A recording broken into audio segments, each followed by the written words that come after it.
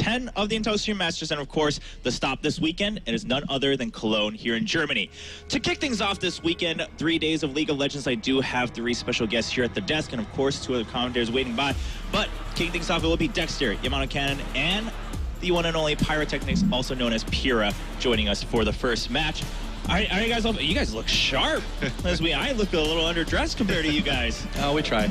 You tried? Really? Did you have to try hard for that one? Because I like your look. About halfway.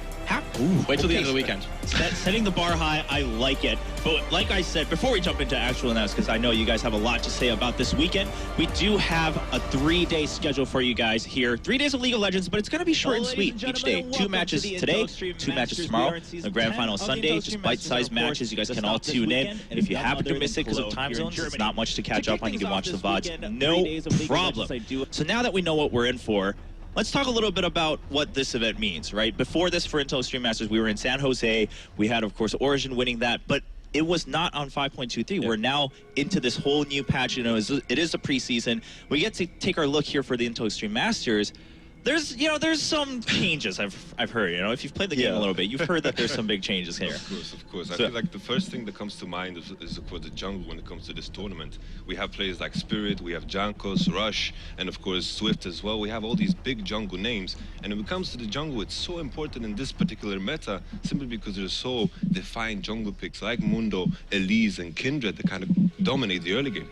Yeah, we had of course Origin we've seen, but it was not on looks here also we're now into this coming into this with the lineups of each team rather than region lineups that we've seen voted in. It's maybe we'll see a little bit more, or maybe we'll see the different metas maybe depending on the regions. Are there any big meta differences between regions, have you heard? I think in the AD carry role it's probably, I know that Europe likes Tristana, for example, is pretty set. I know Trundle, Korea has set the tone for like the Trundle support top lane thing, which is really good as a flex pick on the red side. We might see this. And of course Ryze is still like one of the best picks here. But overall I think all the teams should have prepared a lot and should play those meta champions, because every single champion, especially like the top lane, thin down a bit the champion pool, so it's like probably the least powerful role in terms of like champion wide.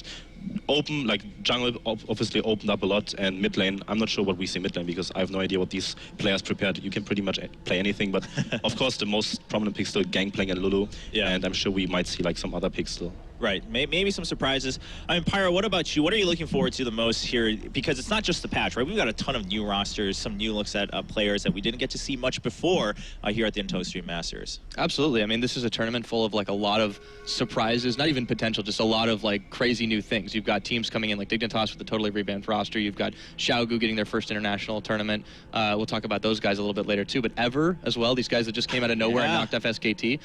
There's a ton of really crazy stuff that can happen this tournament, and the picks obviously are going to be a little weird just because we've got this preseason patch where everything's still a little bit crazy because we have the Trundle that's there to interrupt the misfortune. There's a lot of cool stuff now that people have kind of settled in to 5.23, and also I'm looking forward to Alawi. I hope it doesn't get banned every game. we can hope. We can always hope. What do you two think? Do you think we'll start? We'll probably see the same kind of picks, but just used in different ways or by different players, or do you think still we have some high hopes for a wide variety this weekend? I mean, Gangplank probably banned most of the games. Lulu's banned. So we have like permaban status, so we won't see those. And it's like when it comes to mid lane, I still think we're going to see the champions that can build Rod of Ages efficiently. We're going to see Anivia, the Kassadin, and Orianna can build Rod of Ages fine. Do you think we'll start? We'll probably see the same kind of picks, but just used different ways or by different players, or do you think kind of thing with the Jax and the Irelia, etc.? I still feel like the tanks are going to be very, very good, simply because the Last Whisper has been nerfed. And these armor stacking tanks are so good and impossible to kill. Okay, fair enough. Dexter, what do you want to say something a little opposed to that, or would you agree? There's like tanks, and I think still Lissandra is still a top tier pick because she makes use of the TP. She's like one of the, I mean, you can build Rod of Ages on her too. We have seen like the Morello Nomicon, but Morello Nomicon is not very strong anymore. So you just replace that one with like the cooldown reduction boots. It's pretty like, it's one of the cheapest boots in the game, so it's like the most efficient gold-wise. Yeah. And then of course Frost Queen's Claim is like this one big item that we've talked about, and we might even see because Vision is the one thing that got nerfed a lot. Yeah. No wards in the game, no more green wards. Yeah. And it actually works like a clairvoyance kind of, because you press the ghost, you spot the enemy jungler for 6 seconds, and he can't do anything against that. So I'm gonna actually be really excited to see how this works out, this item, because myself as a jungler, when I play solo queue and I see this ghost running at me at full speed and revealing in the jungle, I'm like, all right guys, next 30 seconds I can't do anything on the map, so just I'll just base instantly and then see what I can do on the map. But yeah, it's gonna be interesting to see how that works out with the vision. And we talked about it a little before, of course, vision kind of being a big deal. How do these teams use vision? Have teams kind of maybe figure out some new ways to work around that? But let's talk about the first match then. We're pretty much ready to jump right into matches this weekend, so we're not going to dilly-dally too long. First matchup, it is going to be Dignitas going up against Qiao. And it's just overall, I won't say anything because I know the community feels very strongly about this matchup. But overall, what are we looking forward to here? What's the big points for either team? I'm pretty sure that QG Swift, we talked about jungle, he's going to set the tone of the entire game. QG was a team that was very, I wouldn't say bad, but they had like a pretty rough early games. They were considered like the Chinese sandbagging early game team to put themselves in like disadvantage and everything of kind of things. But early game is like more important than ever. The average game time is like 28 minutes, which means dragons are not important anymore. Only the first dragon is important. And we're going to see what Swift does. Like I'm really curious what Swift we can see this tournament, for QG at least. I'm not sure about Dignitas. I mean, maybe Mepti wants to say something about that. Well, from a coach's perspective, if you take a look at Dignitas, the first thought that comes to mind with this roster is they don't really have like these standout players that have like created a lot of history. We have Shifter, of course, has played a lot of in the past. They had to replace Qiao with Jezus as a substitute, and with that in mind, Dignitas, I feel like the idea behind the roster is the fact that they are going for the future results, and I'm not expecting them to kind of perform with like a swinging batter right away. That's very true, but the future starts right now, right? It starts today. This is their first international tournament since they actually played at last year's IEM Cologne, but that was a different roster. They were knocked up by the Dolphins of Wall Street, not exactly encouraging results. So maybe this is time to come back and maybe make a second chance at it. As far as the roster, though, like there's definitely some confidence that their coaching staff has. I mean, Broken Shard said in an interview that he thinks that Qiao and Smitty J are like two of the strongest, talented players coming out of EU Challenger. And he's confident that they can build a really top-notch roster out of this. All right, yeah, I mean, there's been a lot of talk around the Dignitas roster, but before we jump in, we want to kind of meet, what are their expectations and how do they feel coming into this week? And ladies and gentlemen, introducing the first team for this matchup, it is Team Dignitas. Team Dignitas have recently undergone a significant upheaval. The departure of Gamsu, Helios and Core JJ, along with fresh coaching staff, renders Dignitas nearly unrecognisable.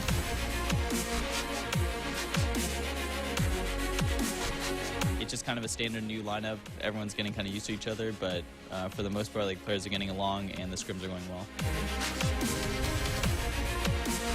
The addition of rookies Smitty J and Karay, along with veteran Apollo, definitely give Dignitas a new look, and the inclusion of Jezus for this event will add significant top-level experience to this new roster.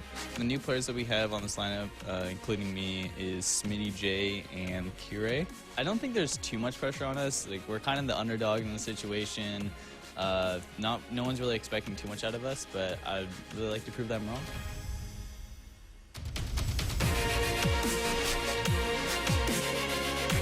Dignitas have had a difficult season in the North American LCS, but look to change their fortunes with a new lineup, and a strong performance in Cologne would make an undeniable statement. So there we have it, a brand new Dignitas. I mean, for people who have watched League of Legends since the very old days, I mean, this is just a complete new look. I mean, just tone and everything, the attitude of the players, it's a very different feel. And on top of that, you can see on your screen, Jesse's coming in as a substitute for that support role this weekend at the Intel Extreme Masters. So, okay, the overall consensus, just around the community, if you hear a little bird chirp by, is that there's not much hope for this Dignitas. But what do you guys think? I mean, earlier, you were saying that, maybe it's because they're looking forward to the future, but like Pirate pointed out, like, you can't have a slow start. Like, you can't be like, oh, we're looking at a 5-year plan here. Like, that doesn't work in the esports industry. It doesn't work. It's one split, I think. If you don't perform one split, there will be changes always. This is how the esports industry works. This is how LCS works. It's very fast-moving. And if you don't see immediate results, the best way to improve or change something significantly is always roster change in any role, because it just changes the whole team chemistry and everything, and then maybe there's a missing component for shot calling. Maybe there's not enough mechanical prowess in the team or something. And then you have to see what players are available, what can you do, what roster can you put together. But Yeah. I feel like when you take a look at this roster, we have Qiao and of course Smitty J. They have experience in the Challenger Series, but they don't have experience on the stage. And with how the LCS is structured, of course you're allowed to lose a couple of games in the start just to get that experience. And I feel like that is what this roster is lacking. And with the experience, the question mark that has to be raised is, are they going to perform? And that is what I'm wondering about this team.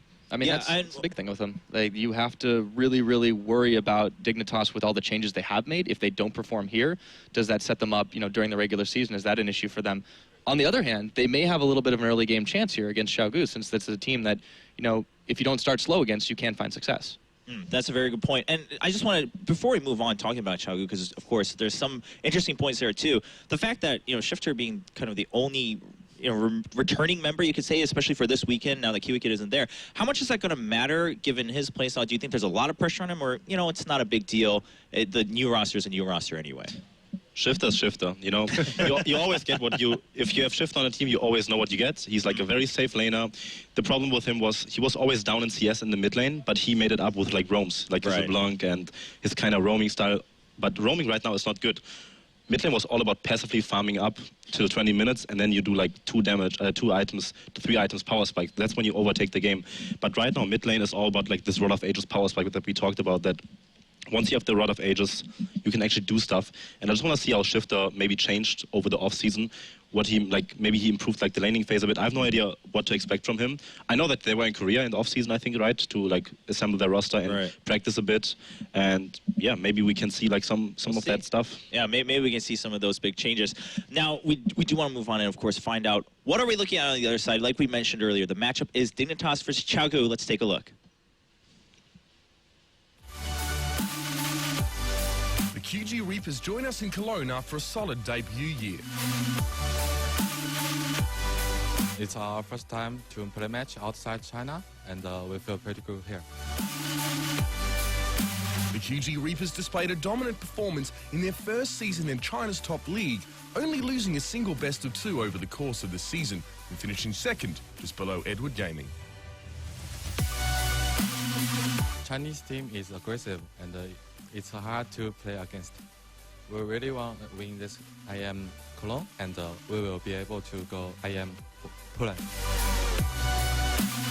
QG failed to qualify for Worlds after falling to Invictus Gaming in the China Regional Finals, but their strong team fighting capability and interesting picks make them a team to be feared in Cologne.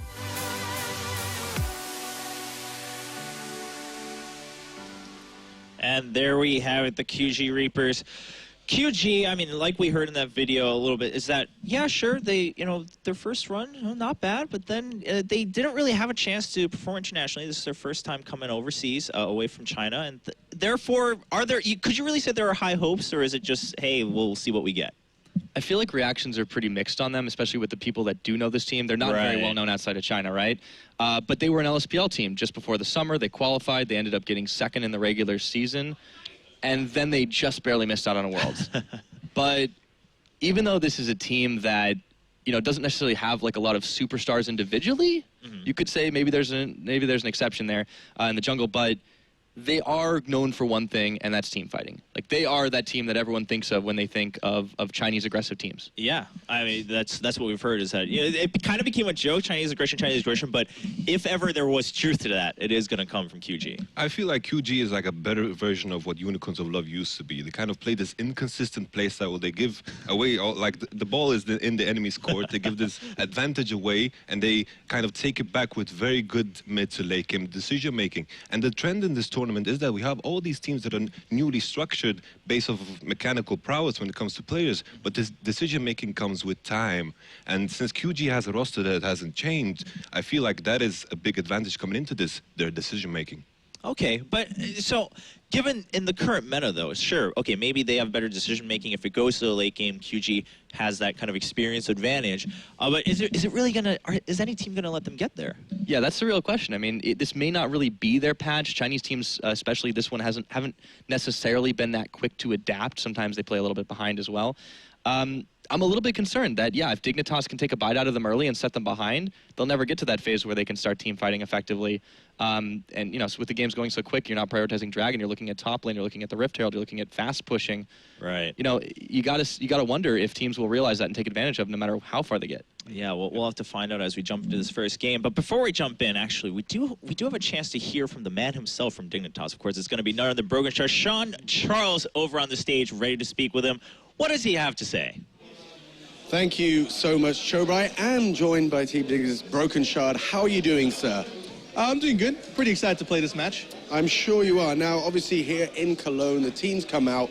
There's been a lot of talk in the lead-up. You've got, 3 new players, a mix of old guard, new guard. You've got a player that's out for a wedding that's been replaced by somebody. This is a pretty, I'd say a new formation is a fair way to say it. How do you prepare for that? Well, if we're referring to Kiwi Kid going to the wedding, well, Jesse has been working with the team for about 2 months now, since we started scrimming, and he's been part of every single scrim, watching everything. So I felt that he was the best fit. On top of that, was just icing on the cake is he's been playing a lot of support in solo queue, and he's hit up to almost 1,000 LP in EU Challenger. He duo queues with a lot of ADs, and he was even given support tryouts and offers for support placement on several pro teams. So it just made sense to be the perfect fit here.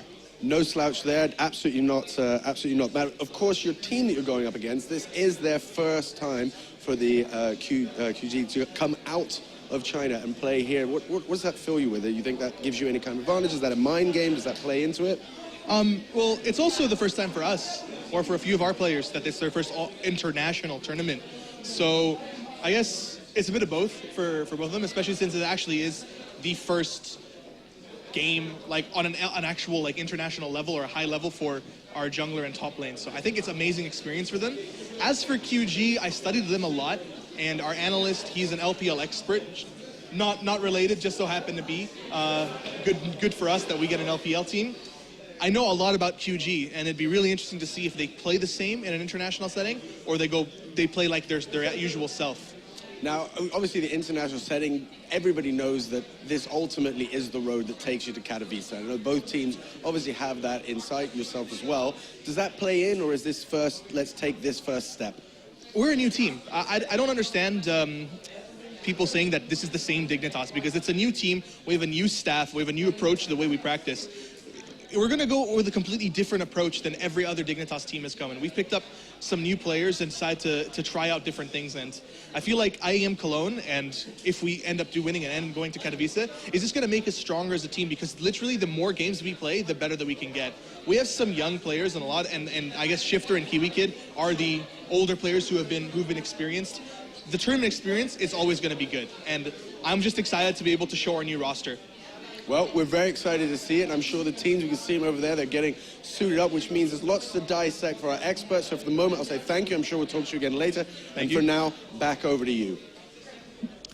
Thank you very much. I'm not going to lie, that interview was much tamer than I expected from Roshar, because coming in, to be fair, there was a lot of kind of anti-hype about Dignitas from the community, and of course, Roshar saying, well, you know what, I kind of helped form this roster, and I have full faith that they're going to perform well, but also breaking into reality a little bit, saying, well, you know what, this is our first appearance.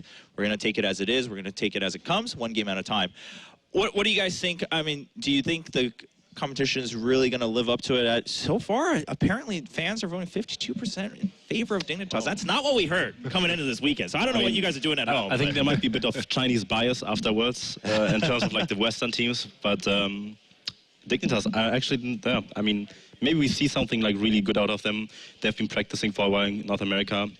QG, I think they went on vacation because they weren't sure that they even attend this tournament. Right. EDG was supposed to play, but EDG had to cancel on them. So QG got like this last-minute notice to play. So maybe they didn't even get the full practice that they want.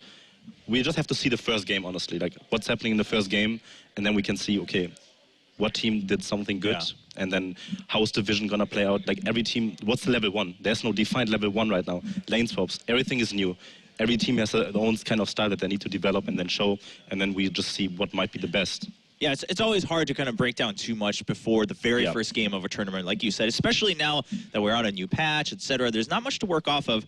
But then, as we're waiting for picks and bans to come up for game number 1, let's talk a little bit about Swift on QG. I mean, this guy, for one reason or another, there's always been a lot of talk about him since his debut back in Korea.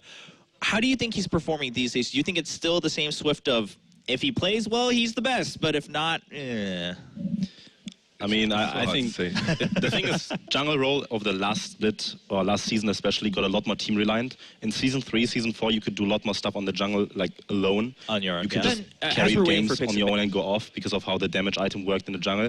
But jungle is just basically a second support right now. Okay. If your support and jungle don't work together well, your jungle, no matter how good he is, gets crushed by like their duo on the enemy team. So right now it's all about like support jungle. Like the mid lane support jungle synergy is completely overrated right now. It's all about support and jungle. Set up the vision, do everything they want, set up dives, make sure that your team is safe, like hold. It's like a lot more developed in that kind of sense. So it doesn't really matter how good you are as a jungler. Your team needs to be like following up, especially the support. Yeah, and I think that favors Xiao. I mean, they've got a lot more time together. TCT working with Swift. On the other hand, Dignitas is, you know, like we've been talking about, is a very new roster. You've got Qiao coming out of EU Challenger, but he's going to be with Jesse. So at least you know they had a little bit of history together. But at the same time, you know, is it really going to be enough? They haven't had much time to really like work together on the same team. I feel like what's important here in this particular tournament, we're talking about Swift and all the other jungles. I think that the jungle pick is so important because matchups are so polarized. It's like, for example, I rate Kindred as the strongest jungler, and with that in mind, the draft is going to be so important because a stronger jungler allows you to take picks like LeBlanc in mid lane because it's so reliant on that pick, of course. You can pick Jax as well, reliant on a stronger jungle matchup. Ryze as well. There are so many strong picks that are reliant on a stronger jungle matchup, and I feel that is going to be the trend for the entire tournament and this game as well. Oh, okay, so a little bit more focused on the jungle. Now then, in terms of bans, I mean, like we talked earlier, I mean, it's probably going to be the same bans.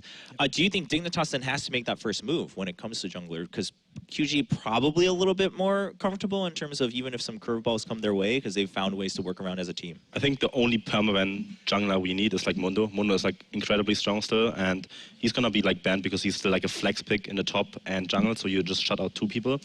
But at the same time, it's probably like gonna come down to like the Elise Kindred matchup. I think it favors like both teams fairly good, because it just depends on what preference you like. Like Kindred can do fine, but Elise can also fight Kindred in the jungle and can do the picks. So it's just like it's not a skill matchup. I'm of course a Elise fan. I would always pick Elise into Kindred, but I know like a lot of people like Kindred into Elise too. So I think that's gonna be like the most prominent matchup simply because we do not have enough bans for those 2 champions, and both of them are gonna be open. And even if they do hit the jungle really, really heavily in the bans, I mean, there's still Rek'Sai to fall back on. You know, very, very high mobility, even if you're not going to have the same level of pressure early on. And I feel like, you know, with this new setup, or with this new patch, we've had a lot more options in the jungle for people to be able to play and get early pressure that will maybe snowball a game for them. And it's like, with that in mind, I feel like the blue side idea, we have people that are rating Kindred on top, we have people that rate Elise on top. I feel like the idea from blue side that you come in is basically ban one of them, force the ban from the other side, and then you have 2 out of the way, and you can pick one of these OP champions that we've been talking about in the shape of Ryze, Lulu, or Gangplank, because they have to kind of leave one ban out because they're banning a jungler. Okay, so more, you know, focus on jungle rather than the bans, rather than trying to prioritize picks and then get another OP. Okay, well, sounds fair enough. And you know, another point now, trying to bring the focus back onto QG then is the fact that sure they've played together for a long time, but they have had their weaknesses, and it seems on paper this patch really shining on those weaknesses for themselves. You know, how are they going to adapt to this meta? Do you think that just because the experience factor is big enough for them to overcome that, or, you know, if you haven't fixed your habits, bad habits are still going to be bad habits? Well, it's like you can talk experience, but this is their first international tournament. Sure, they have played together more than anyone else, but it's like, speaking of the meta, I feel like everyone's going to have their own idea. Because, for example, if you take a look at their top laner in particular, you have this player that plays a lot of these tank champions. We've seen in the recent history that people play Fiora and these things, but I feel like in this current patch, I still feel like the Malphite, Papa Smithy mentioned Science to me when we were discussing it earlier yesterday, and champions like Maokai, these champions are really, really good if they get rolling together with the jungler, because they can set up the ganks and get those items, and they are unkillable, pretty much. That sounds right. What do you think? You think it's about the same? And, yeah, we like to call them like potato picks because they're like just tanks. They're just there, farm off.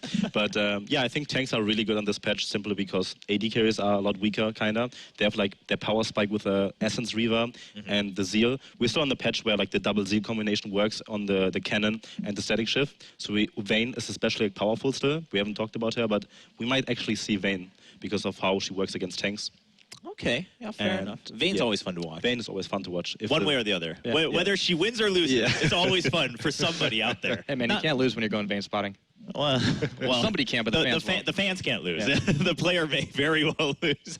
But that's all fair and well. Of course, another big point. I kind of hate to bring this up because I know what the answer is going to be. But of course, coming into 5.23, another big change everyone was excited for were the masteries. But it seems, if you've been playing a lot, you've been watching a lot, that everybody seems to favor a certain Keystone Mastery. And do you think it's going to all favor that way, or do you think hopefully some teams here have figured out some other little tricks here? I know I've played a bit of solo queue, and I think actually Master Yi with like the Favor Mastery is like really good. It's like the Fura Mastery with the auto tags. Okay. I would actually pick it. I would actually like practice it right now and pick it because it's like really strong. Oh my goodness. I want to see you play this tournament now. Just sure, bust like out Master Yi, good luck versus Kindred, you know, good luck. Wait, you just kill them instantly. It's like, what should I do? But it's like, with that in mind, it's like when I think of everything as a whole, and I take a look at mid lane, we still have the same stalemate. And at top lane, I'm thinking everything's going to be top lane centric simply because if you get these tanks ahead, the AD carries are going to end up useless. Because AD carries, even though in Europe they have played a lot of Tristana, I disagree with this completely because AD carries is all about that 2-item power spike. Because beyond that, whenever there's a Thornmail in play, you cannot attack anyone because Lifesteal comes in so late, Last Whisper comes in so late, so it's all about the 2-item power spike. And when you think about Tristana, when you think of European teams, it's like when I look at Dignitas, I think of them as kind of a mix, any European teams, so maybe they'll bust out a Tristana as well. Yeah, 3 Europeans on the squad, man. Yeah. I think the Tristana, though, is kind of a different sort of pick than what we're seeing as like the popular like Misfortune, Lucian kind of stuff. It's more about wrecking those towers quick, right? Tristana has like some of the best tower destruction in the game. Right. And since towers are weaker than they really have been in a long time, it makes it easier to push down those first and second ones pretty quickly if no one's watching. Plus, you got an escape when you jump backwards. That's true, but then again, it's like you're not going to end up in that phase if you lane up, like if you play, for example, Tristana, you lane against a Misfortune Bard, good luck leaving that lane because you're going to get pushed, and eventually you're going to sit there with 2 items and you're not going to do anything at all with Tristana. All right. She needs to reach the point I got where an she's answer. super powerful. I got an answer for you. All Quinn. right. Quinn. Forget the Tristana, play the Quinn. Yeah, there you go. Yep. All right. We're done. All right. I don't we see found the golden- I don't see the similarities between Tristana Split and pushing. Quinn. Split Sure. pushing. There you go. Split pushing. Split pushing Quinn. That's all I think about when I play AD carry because I never win lane. I'm actually super happy you bring up Quinn because Quinn is also a pick that is so powerful right now. You can play jungle, top lane, AD. Yeah. So powerful. I mean, she was forgotten for a very long time, and then suddenly out of nowhere, everyone's like, "Oh, I love playing Quinn. You know, Quinn's the best." The blind is a pretty good mechanic in the game right now, I think. It is pretty strong, yeah. Something that, you know, people used to kind of question, like, oh, the blind's pretty good, but it's really good right now. And then 5.23 comes out, and from here on out, everyone's like, all right, Quinn's definitely up there. And then the tier rankings, for sure. So, yeah, we're looking forward to a lot of interesting stuff. As much as I hate to be the bearer of bad news, so we are going to go to a quick commercial break before we come back, just resolving a couple issues over on the stage before we jump into our very first match between Dignitas and the Qiao Reapers. Don't go anywhere.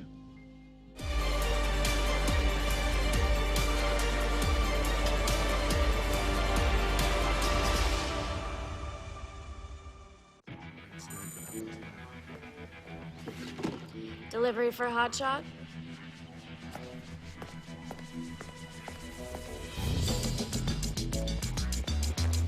I'm in. Good work. Fine. We're fine. So you want to present it to the audience, respect it, and love it. You try.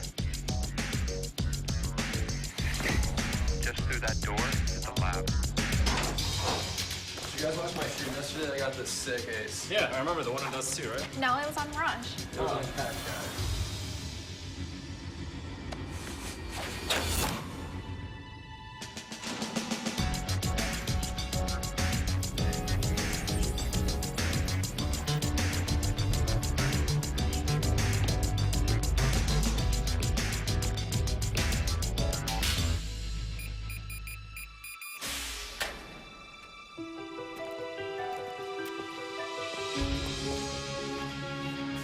The 750 series. It's Intel's fastest gaming solid-state drive. With 4 lanes of native PCIe, it's 4 times faster than SATA. A revolution in gaming technology. And now it's ours.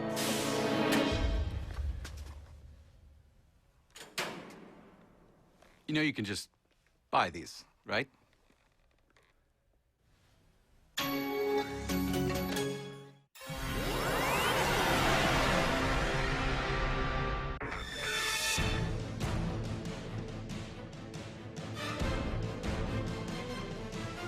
Are really like the way they're trying to make it more professional. Thanks to the monitor, I mean, their eyes are getting more comfortable.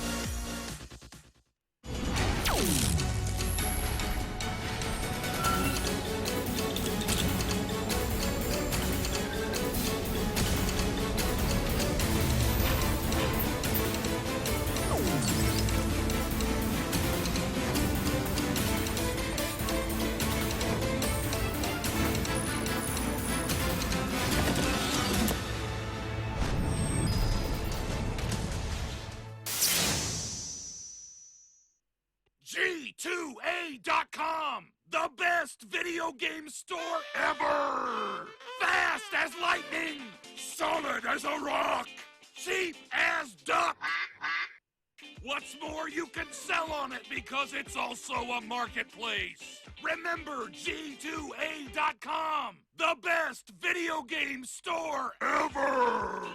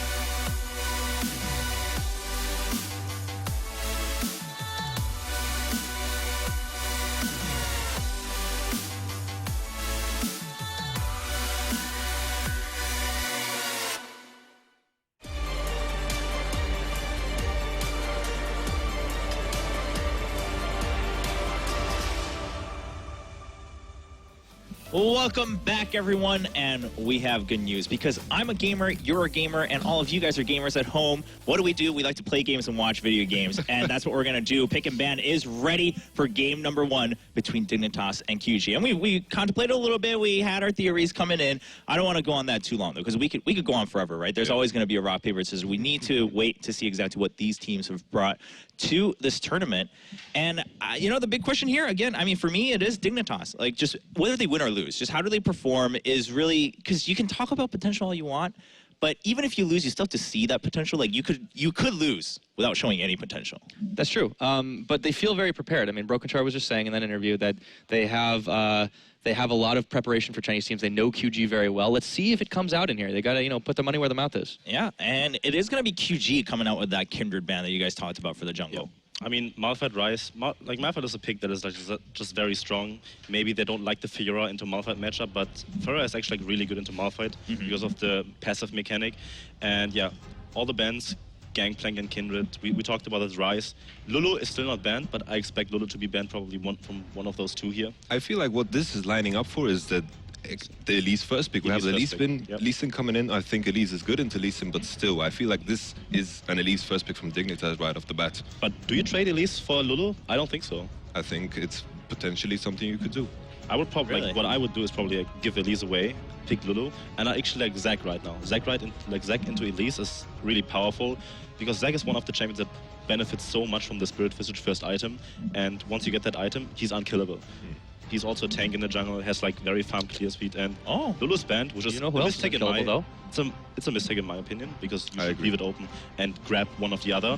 So right now QG drafted themselves into like a pretty decent disadvantage, I would say, right? I would agree completely. We do have Mundo open. That is like the big question mark. Will they pick up Mundo into the Elise? Personally, I feel like Elise does well into Mundo, simply because Mundo is Elise, like a melee champion. So of course, Elise has a possibility to kite him. But still, I have to agree with you. This draft. It's the flex. You should just pick up Mundo right now. We talked about the Trundle. Trundle on red side is right now is extremely good because you can still flex it to the last pick into the top lane or support, and then can just get like a really favorable matchup in the bot lane or in the top lane.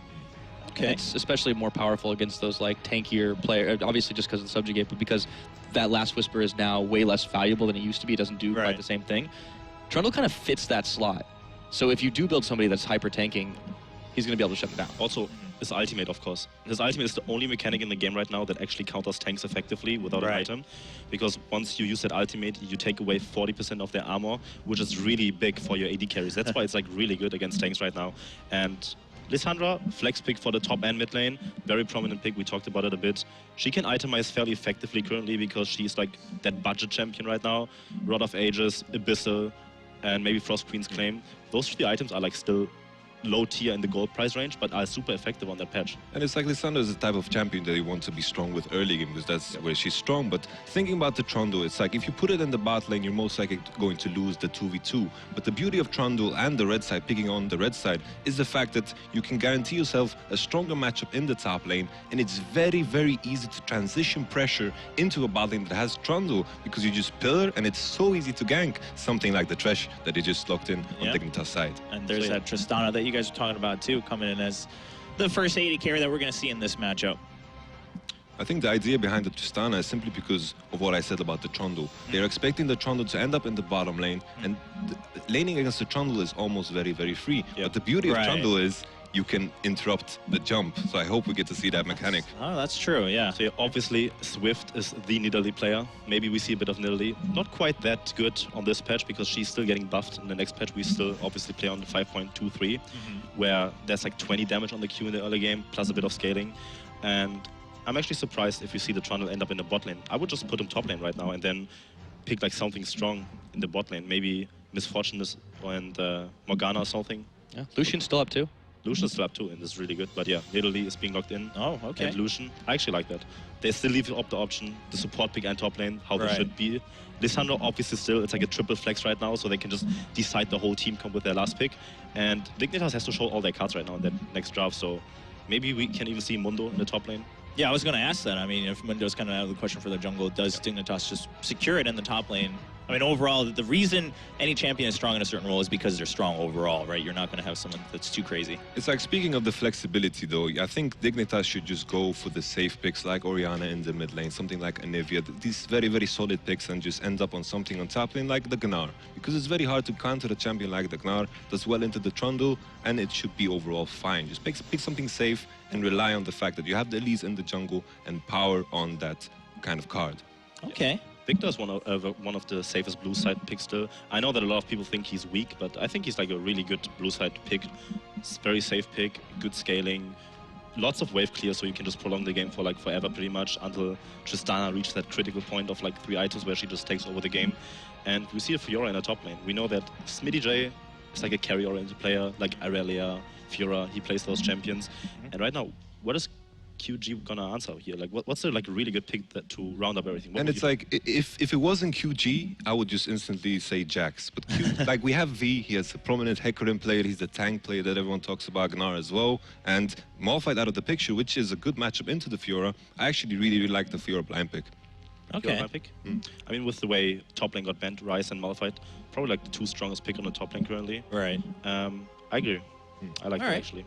The Hecarim most likely. Yeah, of course, the one downside is they have a weak bot lane matchup right now. Trundle in the support role is like fairly weak into like Thresh. It's a free lane for Tristana, so QG has to play around the top side, probably here with the Hecarim, see what they can do in a 2-on-2. But obviously, Elise Fiora has like potential to do like, a lot of things. So I wouldn't be too surprised if both teams have the same game plan right now and go to the top lane 2-on-2 and try to snowball the whole game through that. Yeah, and you know, again, this is something that should favor Dignitas on paper. Not only have QG picked some weaker lanes, they've also not necessarily shown, you know, when we last saw them, that they really were particularly playing for the lane. I think the Nidalee, obviously it's a comfort pick, but it's also going to infuse a little bit of early pressure on the QG side, so we'll see if they can counter a bit. Yeah, so I mean, it sounds like Dignitas they're gonna get the start kind of they wanted, be able to play their game in the very first game. They get to show off this roster. Yamato, what about you? Final thoughts on this pick and ban? It's like right off the bat, it's like Dignitas they have the Tristana for late game, but I don't think you're going to reach that point with Tristana. But Dignitas have the strong matchups on both sides of the map. They need to take this game early on because in the mid game, the QG roster is very, very strong. All right, well, ladies and gentlemen, there you have it. There are the rosters in game for Dignitas versus the QG Reapers. We're gonna take a quick break, and when we come back, we'll be jumping right into Summoner's Rift for game number 1.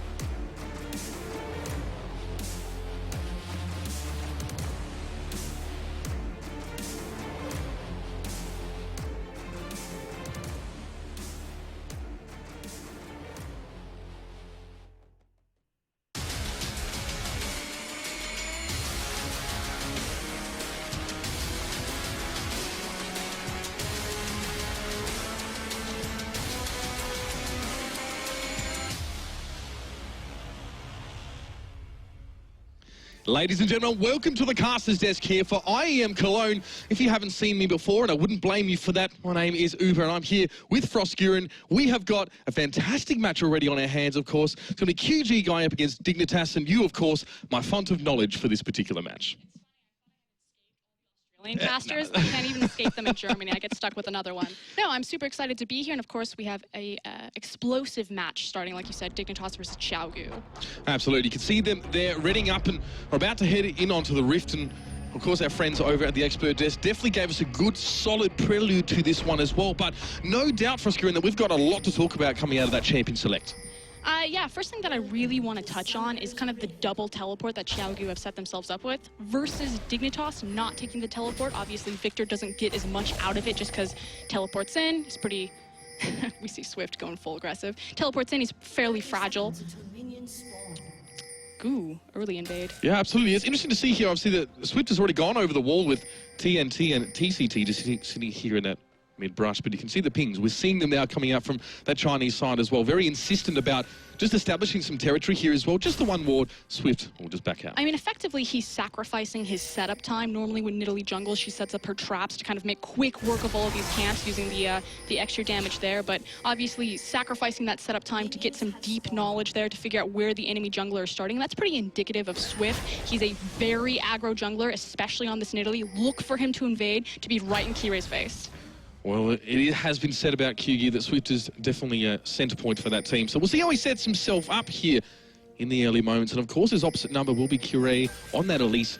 He'll be starting over at the Gromp, of course, to kick things off. Even doing B going forward, putting down that ward. So, yeah, deep ward's coming down as now those initial camps have been taken away. We've had the Krug take away here for Jesse's and Apollo. TCT and TNT are ready to head bot side. And it's now about how will Qiao use the information that they've set up with their deep wards. They know that Qiao's starting on the top side of the map, so what does Swift translate with that? Nidalee obviously known for making plays into the early game, although she typically builds Rod of Ages from the jungle this time around, so a bit of a later power spike. There's the Catalyst Protector helping out in its own little way as that build does develop here. So, standard lane assignments here, nothing crazy in terms of those sort of matchups here as well. Of course, Alessandra in the mid lane. Be interesting to see how Shifter and Duembi go head-to-head throughout this one. And the thing that I really want to touch on as we go through the early games, kind of what these compositions set up and how these teams are planning to execute them. So on the side of Dignitas, the two members that I see really working well together in tandem is Smitty J's Fiora alongside Apollo's Tristana. Now, likewise, that'll also work really well for Shifter with his Chaos Storm, but you just kind of have this Venn diagram of murder where they lay down their two kind of AoE ults, and they're trying to find this execute. You know, Fiora's ult goes down, she wants that person to go down immediately, and as soon as the executions start going down through, Apollo's able to continually hop around the team fight. On the other side, Qiao, it's all about their 5v5, it's all about their flank. But hold on, gank in the mid lane. Cocoon comes out and does catch onto Duembi as well. He's not able to use the glacial path to get out. He's caught, of course, being stunned. Can't use that E again. He goes down. Beautiful gank from Kirei right there. And Swift, I don't know if he can take this one.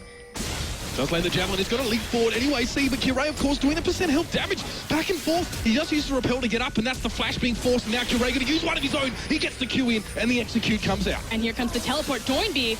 Another glacial path forward. He wants to continue to fight. Now he's in his own territory, but Kirei's on top of him. He should be able to get the damage down. And Shifter flashes the wall and finishes it with that auto attack. Absolute disaster for Qiao right there. You effectively just burned a 5-minute cooldown to feed another free kill right there. That is insane. 3 easy pickups for Dignitas in the first 3 minutes of the game.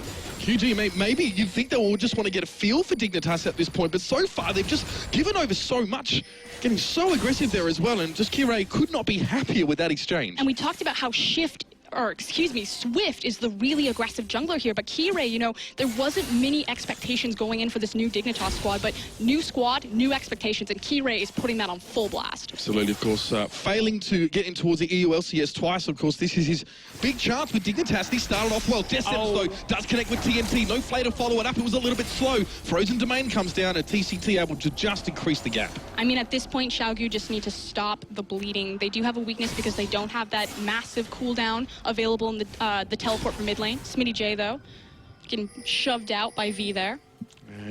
As we'll see V maybe just get the better of Smitty J for these first few moments here, but we do see Swift again. He's on the move, but Kirei, look at him, double buffed up. He's looking for trouble. This is devastating. Effectively, Swift can no longer gank the mid lane, and if he ever is in a 2v2 situation, just because Kirei is so far ahead with those initial early kills, if this turns into a counter gank situation, Fiora and Elise are stronger. Well, Kirei at least wants to get the gank down. Don't know about the counter there because Swift's not there, and there we go. V going to get jumped on here. Smitty J putting down some early damage, and it's pretty much as simple as A, B, C. Smitty J comes away with the kill credit. Kirei just dominating this game. 100% kill participation. 5 minutes in, Dignitas have 4 kills. I mean, everyone's saying Dig's got nothing. What a way to start IEM. Absolutely. I mean, definitely a question mark hanging over these guys so far. But the question remains for Oscars, how much have they, you know, eked out for themselves, carved out, should I say, and how much have QG given them on a silver platter? I believe Pyrotechnics said take a bite out of Qiao in the early game. So this is pretty indicative. They usually fall behind in lane, not to this extreme. I mean, obviously, you don't want to give away 4 kills. But if someone were to play from behind, Qiao definitely know how to do it. They're the top team that at 20 minutes when they win a game from the LPL, that they're always behind in gold. So we'll see if they have the comeback potential, especially on the new patch, because snowballs can get so far out of control because you have more ambient gold. Well, so QG, you know, they say put themselves in a disadvantage in their lane phase. No, people aren't saying that they're necessarily bad at laning. It's just that their picks facilitate more of that team fight happening later on down the line. But here, I mean, they've already given over a fair chunk of gold. It's about a K at this point, so obviously nothing really to be writing home about. But even on the mental side of things, Dignitas looking confident, and Kirei, he's heading topside yet again. And again, the tower dive potential out of Elise is phenomenal with her repel, able to juggle that tower aggro. V does not have the onslaught of shadows. Cocoon does here. I mean, it's going to be all and said and done there. Really is. Kirei can just come through and pick that one up here. They're farming V for the moment here. He's obviously had 2 deaths in the last few moments, and it's all about Dignitas right now. Swift, he's got to be looking for some sort of opening, some way to get in there and bring his team back into this. I mean, effectively at this point, this is a great response from Jesus. So this is what they understand. Kirei has shown himself into the top lane, so Swift makes the counterplay. He has the pink ward in his inventory. Okay, I know that Elise is up top. I'm going to try to get some deep vision with this pink ward on the bottom side. Jesus immediately responds like, hey, I bet Nidalee's kind of poking her head around, immediately walks into the jungle, and you now have deep vision, but it's fairly shallow in terms of where it's been placed. He was able to just scare away the wandering Nidalee going through there. And Qiao, of course, as we've been talking about junglers, has had a good start. He's now back in his own side of the jungle. There is TNT coming forward. There's going to be caught up on the death set. Jesse's might have to follow up on this one a little bit more. The trade seems like he'll be happy enough with that. Apollo still very conservative in lane. He's never known as a massive playmaker, but meanwhile in the top lane. Well, the grand challenge goes down, and V definitely has to get the heck out of dodge. There's going to be one more tick, and he might even be able to dive this one with the extra help. Riplock comes out. There's the ignite, though, in response. Good work from V. Smitty J's going to survive that one, but only just. A little bit of a miscommunication there from Smitty J and Qiao. I think if he had just waited for Elise to get in position. And there's the level 6 onslaught of shadows, and V will find a pickup kill. So again, Dignitas just kind of fumbling their communication, their execution on that top lane gank. A lack of respect maybe coming out from Smitty J there as well, as the level 6 came around for that Hecarim. And V gets himself one back, 1, 2, and 0 the man is right now. And as we are starting to see some of those first items being picked up here as well. I mean, anything really standing out to you here? I'm curious where Doinby's going to go with the Phoenix Codex. In the WCA, we were actually seeing Chinese mid laners, although Doinby is Korean. Hold on, though. Although Qiao might be caught in the cocoon just to try and get by himself some space, but he's having to move away. Teleport from the backside as well. Repel goes up, and Qiao gets a little bit of a leapfrog done over Swift, and he leaves him in their dust. Okay, so TP burned into the top lane. V will have his shortly, so we'll see if Qiao can do anything with this window of having a numbers advantage. Meanwhile, Shifter just bowling Doinby. But back to this Phoenix Codex. Now, I suspect, as I say it, every time we try, these guys just want to fight all the time. And Jesse's starts things off again, gets the flay back in the box, will not find its intended target. Colegne to come out from TNT there as well. He is very, very low and will have to abscond, I'd say, for the moment. So much damage coming out of Lucian's ultimate right now. You never see it used to do, 80% of someone's health. Yes, well, I mean, Lucian on 523 is a little bit weaker. His base AD has been reduced slightly, is what I'm trying to say. So, well, his power has just kind of been shifted around out of that ultimate that you found there. Trying to think of its name, the Colegne. This is why you're the play-by-play character. Yes, we're expecting to know all the names, which is often a dangerous thing. But here we go, Lantern to pull Apollo out there as well. And it does look like Dignitas' bot lane might actually head back now as well. I mean, CS lead as well. It's a decent one for Apollo, playing the passive game, just farming up, and it has yielded him that 10 CS advantage across the map as well. It's a 10 CS advantage for Smitty J, enjoying that lane. But Doinby in the mid lane has at least managed to eke out an advantage of his own, despite being down a kill and assist compared to Shifter. Yeah, no surprise there from Doinby. Now, the thing is Doinby's actually more of a secondary support for the team, so Lissandra makes sense for him. His teleport is back up, likewise is V's, so I expect that Xiaogu should make a play here since Fiora's teleport is down to see if they can get a numbers advantage and kind of put themselves or swing momentum back in control of this game. But the problem is you're effectively waiting for Swift to give the okay, and since Qiao is just so much stronger than him, we see this strength being transitioned to deep vision all over Swift's jungle if he's going to get an opportunity or a window to do that. Jesse's now looking for a death set as TCT was already caught by a cocoon, and that Trundle is just not tanky enough yet. And Dignitas finding picks where they need to, and here's the 3-man roam. Just transitioning their power and their lead immediately into Swift's jungle. That deep vision already paying off immediately. Dignitas giving absolutely no quarter in the early stages here, as Swift has still been searching for a reasonable advantage or an opportunity to create such a thing. And the top lane is where he's sojourning right now. He's not spotted by a ward, so he's going to go in for this one as well. Does land that javelin, that's pretty good. Smitty J obviously trying to riposte, going to dash away, but Onslaught of Shadows is just going to get the job done. And it was really just important that he landed that javelin, but meanwhile, Qiao again. Another cocoon towards TNT and a distance to follow up. All the CC coming at the right times for Dignitas, and they respond accordingly in the bottom lane. And they'll probably have this tower for their trouble. There is absolutely no reason for TNT to be that far forward on the tower without TCT there. That was an easy dive, easy call for Dignitas. They pick up the tower, which is going to give them the global gold, and they can easily swing this advantage down onto the dragon if they want to take it. Things starting to look a little bit grim here for QG, as they are giving away some advantages in the early game, but it's just the first tower to fall there for Dignitas. 7-2. Diplomacy is key, I feel, in these situations. Doinby going forward here as well. What's he going to do? I mean, Shifter does get tombed up there as well when he manages to get out. It's a good little pillar of filth, actually, that's going to knock Shifter up. And now, of course, the active of his ultimate, he gets that subjugate down. 1-for-1 trade, a messy thing there as well as, of course, the Dragon being picked up by Kirei. So many resources and cooldowns used right there. Dignitas, they pick up the Dragon. They've now moved their resources into the mid lane. That's actually a pretty standard play from Qiao. After the bottom tower goes down, they like to consolidate their resources into the mid lane because they know that that's kind of the next big objective available on the map, especially with that Dragon going down. So they always try to use it as kind of like a countermeasure play, but in the end, that mid pick really doesn't mean as much in terms of Dignitas' lead in Snowball. Yeah, of course, and a correction, it wasn't a 1-for-1, it was a 1-for-0, as Shifter was the only one that went down. TNT wants to push in at the bottom here. Colegne will come out, but Smitty J seems to have found him as well, and he does lay down that grand challenge, but straight away, it's a teleport coming in. Smitty J has to get out. There's another TP on towards that cannon minion, and there's Doinb. He's coming forward. Smitty is able to block a little bit of damage, but he's under his own tower. There's just no one to help him. And that is a nice little play there from Doinb, getting aggressive towards the bottom side. We talked about how Qiao needed to make use of their teleport cooldowns to try to kind of outmaneuver Dignitas on the map. They finally get it into the bot lane, and they trade 1-for-1 in terms of towers. But meanwhile, Dignitas have moved their bot lane back up into the top side, and they should be picking up another free gold. This trio as well, it's not the first time we've seen them all go together and make a roam, and they're going to claim a tower as well. Obviously, mirrored on the bottom side by QG, looking to do just the same. Dignitas already starting to add up that goal, but do note here, of course, is it is very even with those towers coming down. QG actually have themselves a gold lead here. A far superior trade right there for Qiao because they got the second inner tower, and they're all backing in time to defend their top inner tower. So advantage to Qiao right there, although Dignitas are burning this down quickly. Of course, with that Tristana there as well, it's always going to be helpful battering away at that tower. You could see on the periphery, though, V was there, maybe showing a glimpse of himself. Qiao aren't going to be able to fight on this one as well, but they will force Dignitas back. Dig have lost that bottom outer turret here, in a turret, should I say, so definitely trade in favor of Qiao. Question is, where do they strike now? It looks like they're going to dive this mid lane. Frozen Tomb is available, so Doinb has some protection and security there.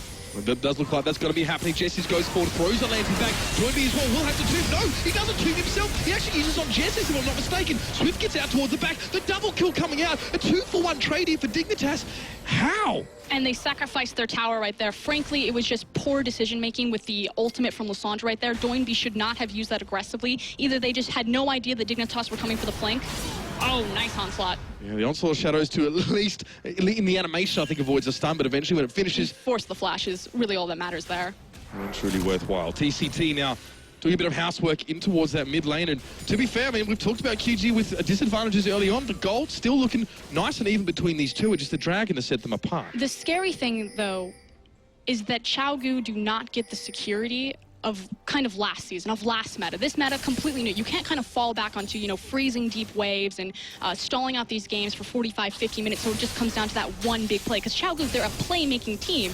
Dignitas, you know, they have the power late game because they have the scaling Tristana. They made the correct early calls, especially on the back of Kirei, to get the snowball ahead. And I just don't think in this current meta that Qiao have the luxury to wait that long. I think Dignitas are in full control, although this new meta puts the onus on the player, on the team who needs to win. They need to push in, they need to take advantage. Now let's talk about this Frost Queen's claim being built on Doinb here as well. Not a Rod of Ages sort of starters maybe we would have expected to see from this Lysandre. Yeah, so this is the question that I had the Phoenix Codex. What was it going to transition into? Effectively, this slot is there for your CDR, your mana regen, so that's something that Frost Queen's claim is always going to hit. I mean, everyone's talking about how powerful it is. The vision games change. You see the spooky ghost go out right there. It obviously assists with checking for blind spots, making sure that you don't walk into an obvious trap. Swift goes in, does steal the red away, and he might want to fight off the back of this one. TCT is close. It might be a Pillar of Frost, but the repel's going to come out quickly. But there's Doinb, gets in there with the Frozen Tomb, and Kirei, he's dead to rights. Dignitas just not consolidating their resources. I mean, Lysandre is strong right now. We're kind of in this, it's weird to call 15 minutes the mid-game swing, but just for how gold is going down right now. And again, the fact that Qiao managed to get that bottom inner tower was kind of a big swing in terms of this game and leveling them back out. And they're making full use of this, and Dignitas just kind of getting picked off. They need to just group up, use their power, siege their towers. Tristana is incredible at that. You've got great zone control from Victor if he's next to a tower with his laser as well as his gravitation field. QG gave over a lot of resources early on, but they've been able to make those back and some at this stage, and maybe Dignitas now at least feeling a little bit on the back foot here. As Jesse's going rather deep here as well. Just checking those wards, of course, with the safe zone in the top lane. Apollo not too far away from him here. And would you believe we might have even a moment here of respite for both of these two teams? Apollo just wanting to continue to farm himself up. Now, that lead has persisted between him and TNT since early, but it's not a big lead. 3 kills, though, of course, is always going to set you in good stead on that Tristana. I can't remember who was talking about it on the desk. I think it was Dexter there, but the fact that Tristana is typically a 3-item. She kind of has a lull in a mid-game. She doesn't get as much off of the 2-item. Does have the rapid fire complete as we see the Rift Herald being contested by, finished off by Dignitas. Whereas TNT Power Spike champion right now is exceptionally powerful. He has the Essence Reaver completed. He's more so going to have a 2-item Power Spike. So we'll see kind of... That went to Jesus. Perhaps, yeah, well, a bit strange. What are your thoughts, though? Maybe if he's going to be that roaming piece or going to be moving around with Qiao, does it make sense? I frankly think that it was just supposed to go on Apollo, but Jesus like, no, I got it. Well, a kill secured nonetheless there for Cheeky Jesses as he does rep the purple surrounding on him. Now, of course, Dragon is just spawning in here, and this would be Qiao Gu's. Could have easily gotten that, especially because Joinby put himself in between the tower and the wall. It's a free skill shot, but good patience from Jesus to reveal Qiao Gu setting up a flank in the wings. Burst, but Dignitas have established presence in the mid lane. You can see Glacial Path used just for Dwinby to keep a respectful distance between him and the rest of Dignitas. I mean, it was trying to bait Jesus into the hook right there. Dragon is now being taken away here for Qiao Gu, and it doesn't really look like Dignitas are in any position to contest. Presence still in that mid lane for TCT, just pushing them back, or at least denying any access towards this part of the map. So that very important first Dragon, like Dexter pointed out, has now gone over to both teams. Well, Dignitas really aren't in a position to contest right now. Again, we talk about kind of the itemization power spikes and where the power lies. Dignitas are now waiting for Tristana to really come online and to start taking off. You have the Trinity Force complete for V. You've got the 2 items for Lysandra. She is incredibly cost efficient with what makes her strong. Likewise, the Abyssal will do a lot of work against the AoE of Victor on that Chaos Storm. Well, yet to really see how that Victor really going to make his impact felt. I mean, the one time that we saw the big fight occur was because Dwinby engaged on him and he just turned around and Chaos Stormed to the face and said, let's do this. But for the most part, Shifter, as was sort of said before, hasn't been going for the aggressive plays, much like Apollo, just being a little bit sensible about this early game, getting some good farm behind them. And of course, Shifter having 3 assists and 2 kills, it sets him in good stead. Well, he's not necessarily on a champion to be a massive playmaker. I mean, Victor's more about, again, your AoE damage as well as your utility that you can bring in choke points with your gravitational field. Kire's been the #1 playmaker. I really want to talk about kind of pick potential, especially because something that I didn't mention before is the tandem synergy between Elise and Thresh. Now, typically we see these champions picked and used together a lot, especially as we come on to kind of this mid-game, 20 minutes to 25 minutes. The death timers in the middle of the game can be really punishing. With Deep Vision kind of moved away from since stealth wards are removed and more teams are relying on either their blue trinkets or their pink wards, a pick with a death sentence or a cocoon can really turn the tide of a game since you're so punished by the death timer. So expect to see that. Like, Dignitas will always have that answer, and they have the perfect champion slate for it. So far, it's Qiao Gu here, another blue buff. Probably going over towards Dwinby there as well.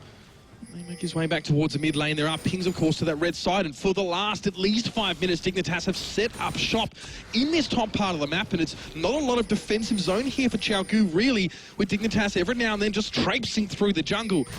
I mean, where's the next melting point or boiling point here, I guess, for this fight, if you want to get scientific? Where are we going to see things really start to open up? Well, Dignitas have invested so much gold and time, like you said, onto this top side of the map, securing flanking vision, trying to set up a siege here. I mean, they've been pushing the top side for the last 5-7 minutes, so don't know if they're going to fight over the red buff, but we're definitely about to see some action. Both teleports are available for either top laner, and here comes Sakura. Yeah, and there goes the javelin in as well. Cornbeef is going to go for this one. Kire's going to get the heck out very, very quickly. Subjugate was used on towards that Elise there, and it seems Kire did not fancy hanging around to see how that one went. Teleport used by V, also by Smita J. I believe it was a cancel for him. He's still able to split push in that bottom lane. Yep, he was trying to teleport up into the lane closer to the tower, so both teleports are done, but it forces V to immediately recall because he can't allow Fiora to get a free push, which is why we now see Smitty J walking over into Fog of War, and now the pressure moves into the mid lane. Oh, Dignitas now with 4 players here. Definitely want to take this mid out of turret, and they'll probably have it too. not really much to be done. Joybe's going forward, but he's caught up in the gravity field. He will get blown up. And of course, the middle outer turret falls to Dignitas there as well. Doinby, not the first time he's put himself a little bit too far forward. And this is exactly what we were talking about. This is what Dignitas needed to do 5 minutes ago, is just group up, use the tower siege presence of the gravitation field with Tristana's satchel. You saw that Doinby didn't even get the frozen tomb off, immediately walked into the gravitational field, got blown up instantly. Not a thing that he could do, and Dignitas were more than happy to take that one away. Now Qiao will join Smitty J in this bottom lane. Dignitas from tower to tower, making these rotations and feeling comfortable in the jungle of QG by the looks of things. I mean, Apollo will even join them. They're happy with this sort of situation. It's a death sentence thrown out. Jesse's will not connect. And just like that, Dignitas are back in control of their gold lead, but here comes Doinby from behind. Straight in from the back. Spooky Ghost come out there. We maybe didn't want that target, but the onslaught of shadows come straight through over the fight. Grand Challenge laid down towards PCT. We see Jesse's got isolated towards the left side of the fight. Up the top, it's TNT getting a bit of a clean up here. Already 2 down for Dignitas, and Doinby might not be done there. It's a full-scale retreat here for Dignitas, but Swift is gaining on them, and he wants to jump on towards one of those lower targets. Good disengage there from Shifter, but will it stop Swift? If he lands the spear, Spiderlings are blocking. The chase is still on by the looks of things. Swift would love to close the gap, and V's going to come in from the side, but straight away the Death Spray comes out, forces him back, and that was almost a very, very dead horsey. And Shifter right there with good cooldown management saves at least 3 members of his team, but that is what Qiao are famous for. They are famous for those 5v5 scenarios, making the most off of a chaotic setup.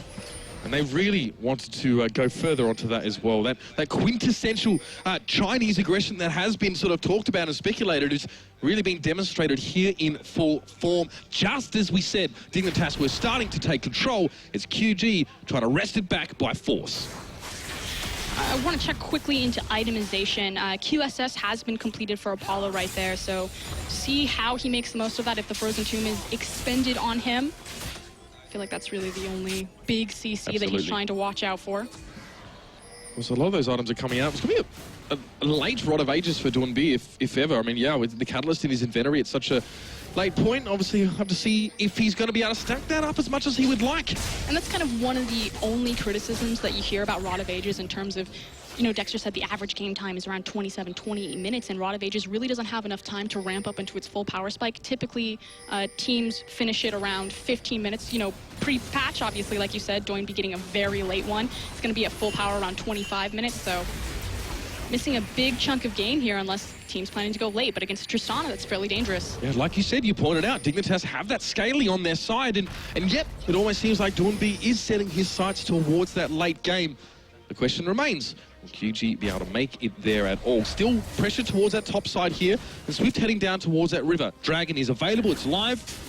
Maybe able to pressure on towards that one, but Smitty J is never too far from his position. They do have a bit of breathing room simply because Tristana did choose to early itemize that QSS. So again, you're delaying that 3-item power spike. Again, the attack speed or the double attack speed items are really efficient right now just because the initial burst you can get off of the stacked Shiv and rapid fire. We've seen a fight try to be started here already once by Qiao. Didn't really work out. We did see the Spooky Ghost even use, only catching on to Jesse's, but you can see that Qiao getting a little bit antsy about how much pressure is being put on towards his top tower. Maybe fancying a fight. There's a Pillar of Frost. Swift is caught by a death sentence, but no capitalization at this point. Beautiful thing about Trundle support is once you have kind of max points into this pillar, you can almost keep it up 100% of the time. Really is quite troll in every sense of the term. I want to see if he's going to be trying to lane that one down in the fight. V seems to have caught towards Smitty J. Almost does want to go in. Maybe Swift. You can never tell with these guys, but Jesse's looks like Dignitas might try and make something happen here as well. PCT in the backline. Beautiful onslaught of shadows, though. But V is caught in the gravity field. He'll drop down. Shifter lives for the moment. Smitty J does go down as well. Qiao and Apollo, full-scale retreat. Jesse's almost falling foul to that javelin. And Dignitas, they dipped their toe in, realised it was maybe a little bit hotter than they thought. Effectively, Qiao split that fight in half. Now, Shifter did another great job laying down the gravitational field into a choke point that managed to save multiple members of Dignitas, so that you see their health bars blinking across the board. But Doinby managed to zone off, I think, 2 or 3 people of Dignitas, and that's how Qiao really got the upper hand in that fight, and it translates into a free Dragon. Now, 5th Dragon, the games are ending shorter, so Dragon loses a lot of its viability, but seems like both teams don't really want to contest much here. Here's that hook, of course, to start things off. Yeah, so the thing that I want you to pay attention to is this onslaught of Shadow, like you said, and then Doinby and Swift zoning off Smitty J and totally spacing. Jesse's already back. Jez, there we go. So Jez is not being able to reposition his team while everyone else is just filing into TNT's Lucianol, and that ult is doing so much damage. It's hitting just that much harder now as well. Of course, as TNT able to get himself the Essence Reaver as well, but here comes the Baron. It looks like Dignitas fancy this one. Teleport is coming in close by. Dignitas and Baron. They're going to go fight. Yeah, well, we've all heard the stories, but here's Doinby. He's going to go straight in towards that pit. No, he actually doesn't get it off, and the Baron is not stolen away by QG, although it looked tantalizingly close. And finally, Dignitas find a Baron that works out for Hallelujah. them. It is a new team. Now, great gravitational field again. Amazing call from Dig right there to know that they had enough time to do that again. Shifter using Victor beautifully, zoning out as many members as he could. So good pickup. We'll see if they can translate anything with it. Doinby, almost a sense of him wanting to go into that pit. You can't really be sure about these guys. I mean, sometimes they're just teetering on the edge of, I guess, basic aggression and just absolute insanity. Of course, that Baron now going over towards Dignitas as we're coming up on 28 minutes here. Gold still sits quite even despite 2 extra turrets in favor of the boys in yellow and black. There we go, though, but Tristana, meanwhile, getting just that much stronger. Lucian sitting on his double items. Colegne now has his crit as well as his Essence Reaver. I feel like I'm reading off of an iPad. I'd like lean in. Yeah, absolutely, of course. Essence Reaver loves it if you're hitting those crits as frequently as you can. And TNT now, I feel like he's starting to develop into a legitimate threat, outside of, I guess, the back and forth in lane.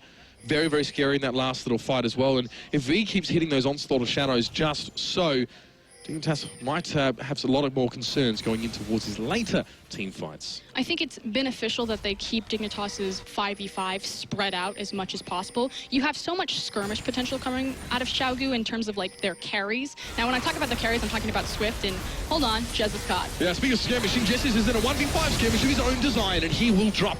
Very simple there. Doinby actually going to be using the Frozen Tomb there to secure that one away. Likewise, the Colegne was used, so 2 key ultimates down for Qiao, but Dignitas really not in a scenario where they can look for the 5. They're more so kind of spreading out their pressure across the map. Now, back to the carries. Swift. So the Nidalee and the Lucian are incredibly good at skirmishing just because of their mobility. Speaking of which. Over the wall. Yeah, Swift able to get out of that one pretty Whereas Dignitas, they want to, again, that Venn diagram of murder. They want the 5v5 where everyone's in the same area, layering their abilities on top of each other, and getting these executions down to get Apollo rolling. Well, they might have it here. Qiao forced to get the heck out towards the back of that fight. TCT was too deep. We've heard that one before, I think. Onslaught of Shadows is coming out, and the grand challenge was laid down. It's going to be a 3-for-nothing fight.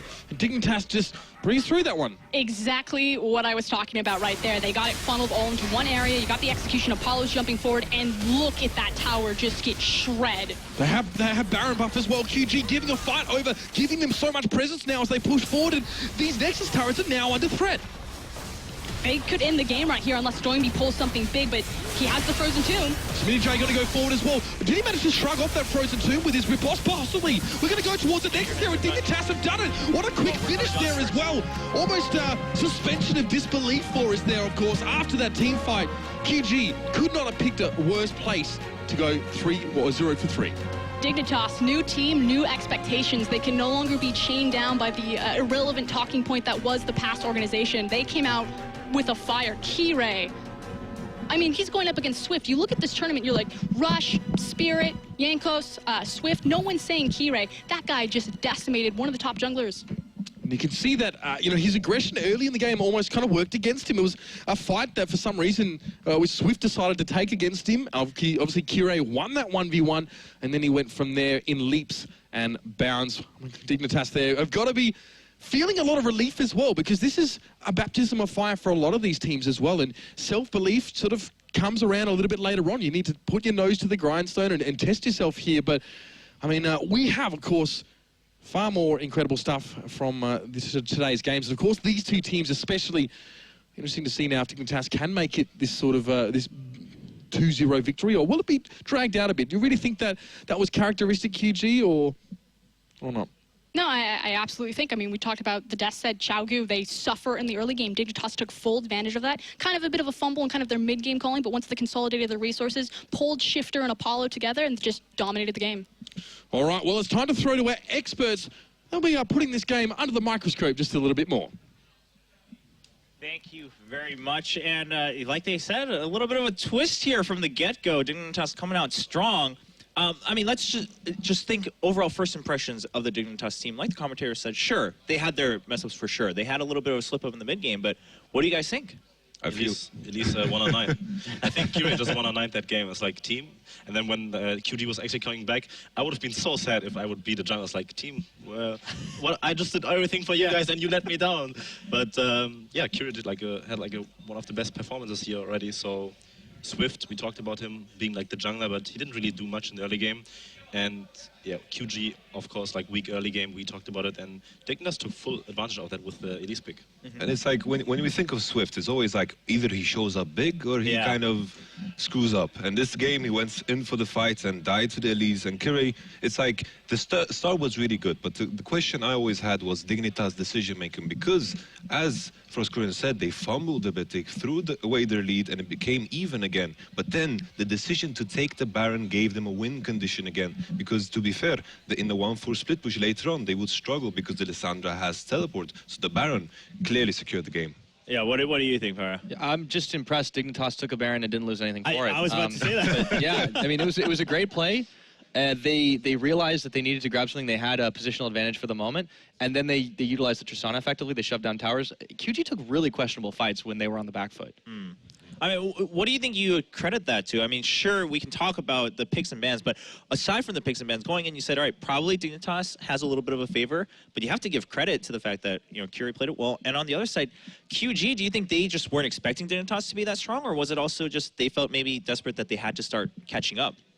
I feel like whenever you start to fighting like they did, I feel like they tried to catch up, and it worked. To be honest, it worked. And looking into the mid game and the late game, in a 1-4 situation that Dignitas want to put themselves in, they win with the Fura split push simply because they lack the engage. They have the push with Tristana, of course, but then again, there's the Nidalee with the poke, which forces the enemies to engage, so the win condition is not there. So I feel like throughout the game, the mid game QG came back, but the Baron call was surprisingly with Dignitas was the winning factor. It was beautiful. No, I'm glad you guys brought that up, because that's a big deal for that brand. I mean, for Dignitas to say we won because of a Baron, that's big news. Well, ladies and gentlemen, Dignitas currently up 1-0. Can they close it out, or is QG going to come back and show us the third game? We'll find out right after this break.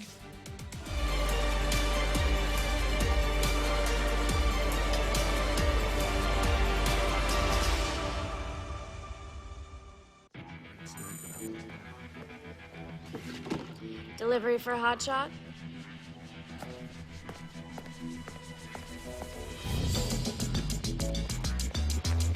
I'm in. Good work. Fine. We're fine. So you want to present it to the audience, respect it, and love it. You try. Just through that door is the lab. Did you guys watch my stream yesterday? I got this sick ace. Yeah, I remember the one on Dust 2, right? No, it was on Rush. It was on Patch, guys.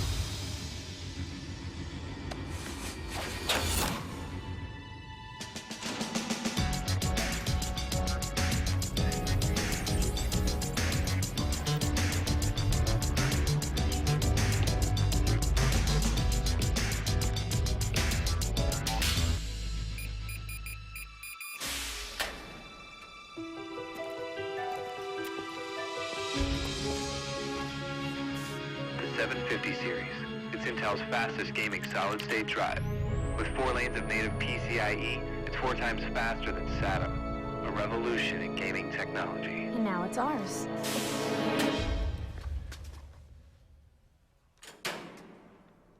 You know you can just buy these, right?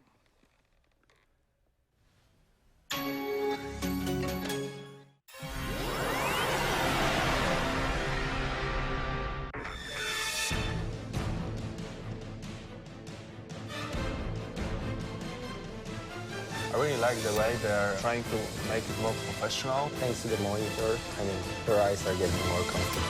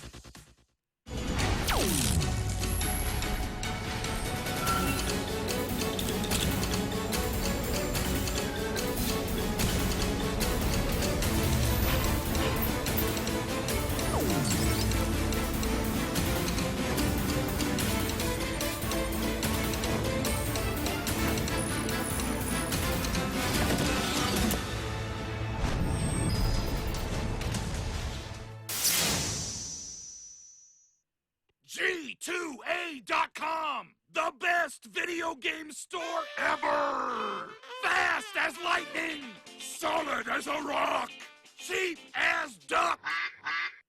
What's more, you can sell on it because it's also a marketplace. Remember G2A.com, the best video game store ever!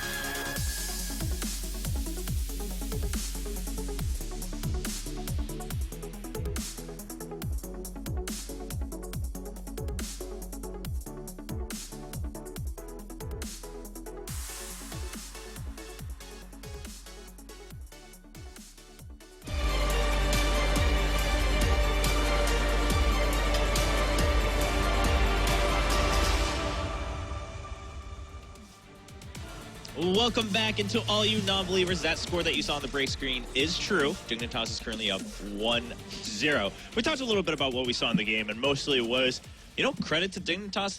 Qiao made some really good choices early game, and then Yamano, you were giving that credit to the Baron call. Like, they finally decided that they knew how to close games out. They had to take risks, and they did it properly, and they won the game. But now, going into game 2, of course, we have to look at the previous part of that game when it comes to picks and bans. I know you guys were talking about it earlier. I mean, Pirate, the picks and bans, we discussed a little bit for game 1, definitely in favor for Dignitas. Yeah, it seemed a bit outdated on QG's side, and, you know, we talked about how maybe they haven't quite adapted to the patch yet, maybe they're not really ready for this competition, and you know, to be fair, they weren't necessarily expecting to come in since they had to fill EDG's spot, but at the same time, you have to be prepared for that kind of thing, and they picked very much for comfort.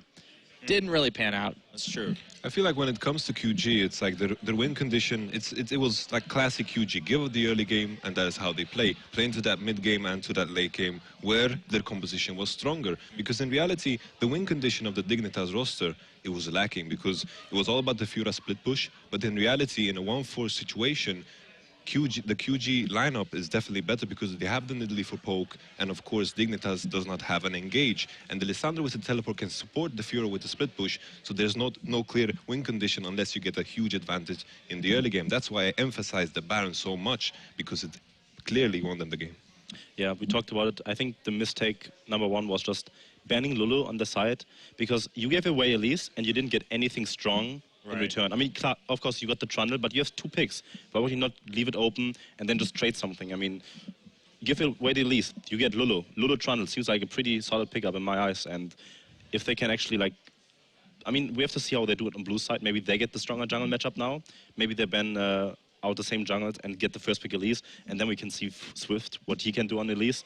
But yeah, we talked about it. Stronger jungle matchup is probably going to dictate the flow of this tournament. And yeah, Elise did like super well. Yeah. It's like, I feel like Nidalee into Elise, I don't like it, because Nidalee, I feel like it's very reliant on the early game. And if the enemy side has a stronger jungler, it kind of fades Nidalee away. Right. And with that in mind, it's like, if Swift, as you say, gets a stronger jungle match, I can imagine a completely different game, because Swift went into the battles as if he has a stronger jungle matchup. Yeah, to be fair, the jungle matchup, it was more pathing error than jungle matchup at all, because what happened in the mid lane, yeah, that should not happen, what DoingB was doing. So we will see what happens this game, but straight picks and ban. Yeah, already a little bit well underway, and you know, in terms of names that we're seeing on the ban list, nothing too surprising, but QG just not wanting to play that Elise at all. They're taking that out. Yeah, I mean, it's looking really, really similar. This time we've got the Lulu ban also by QG, but it's on the blue side. Ryze is still up. It should probably be banned right now because... Okay, Dr. Mundo. I would first pick Ryze here. You have to. Yeah. Ryze needs to be first picked here because you can still put it mid and top lane, and there's not really a good counter pick right now in the top lane left. I mean, what are you going to play into Ryze, top lane? And it's also, if you give up Ryze from blue side to red side, you can flex it to the last bit because it's so good in mid and in top. You have to pick it up right now. Also, go full avatar. Of course, Kindred and Elise both are banned right now here. Mundo banned. So the jungle pool is kind of opening up. Lee Sin next on the list, but then you have Rek'Sai as a cover. Rek'Sai into Lee Sin has always been really good for Rek'Sai because of the unborrow. You can unborrow the second Q proc. You have the utility from the Tremor Sense. I really like playing Rek'Sai into Lee Sin, so the jungle matchup is completely irrelevant, and you should just pick Ryze right now in the first rotation here. It's like the good old days, you know, Gragas Rek'Sai every game. That was so boring. That was so boring, please. Well, after much thought, the Ryze is going to come through. Thankfully, I was getting a little worried there. They took so much time. I was like, oh my goodness. But just using their timer. Yeah, that's true. You know, it's good to make use of that. What will we do here right now? I think one pick that should be picked up right now in this next rotation for Dignitas should be Trundle, for sure. And maybe they roll with like a Tristana again. That has been working out fine for them. You don't have to pick jungle right now. Maybe you can pick up Rek'Sai right now to get like a decent matchup. I feel like something that they should go for is, of course, the Rek'Sai is a possibility. The Trundle is very important in my eyes as well. But I think on red side, what you should aim for is that flexibility. If you manage to pick up something like the Sandra, just fine into the Ryze. Yeah. And with that in mind, I think I like the Rek'Sai pick, but I do not like the Alistar pick here. Why would you, right now, why would you lock yourself into like such a weak matchup already in the bot lane? It's like laning is so important. You can't just lane swap anymore.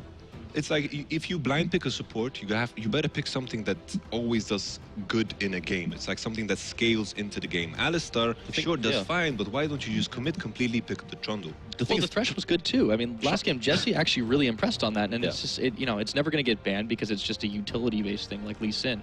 I actually talked to Forgiven yesterday about the Trundle, and he said Trundle is actually the new Alistar. The pillar actually works the same as the Alistar combo. The only thing is you don't have to commit. Plus, Trundle is like a flex pick, so I think Trundle Rek'Sai would have been like a perfect first rotation here. Just flex into the top lane. I mean, sure, Ryze is gonna go top lane maybe. Not the best matchup, but you still have like this flexibility. Make the enemies think. Like make their life harder in the champion section. But Alistar's locked in already.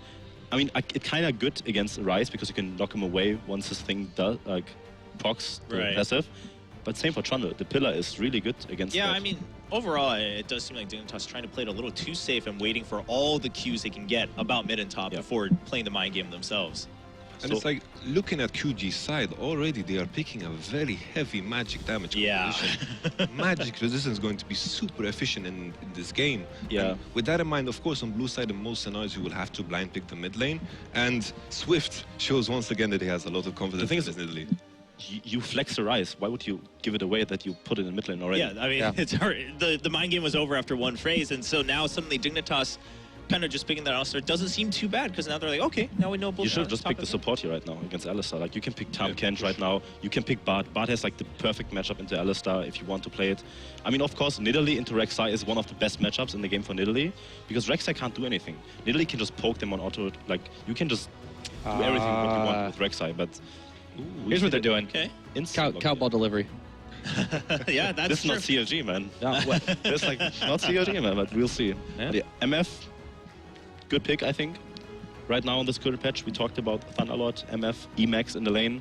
Deals 500 damage every 30 seconds, of course with the Orianna. Now, why wouldn't TNT seeing that pick the Trundle? I mean, it's an easy way to interrupt it.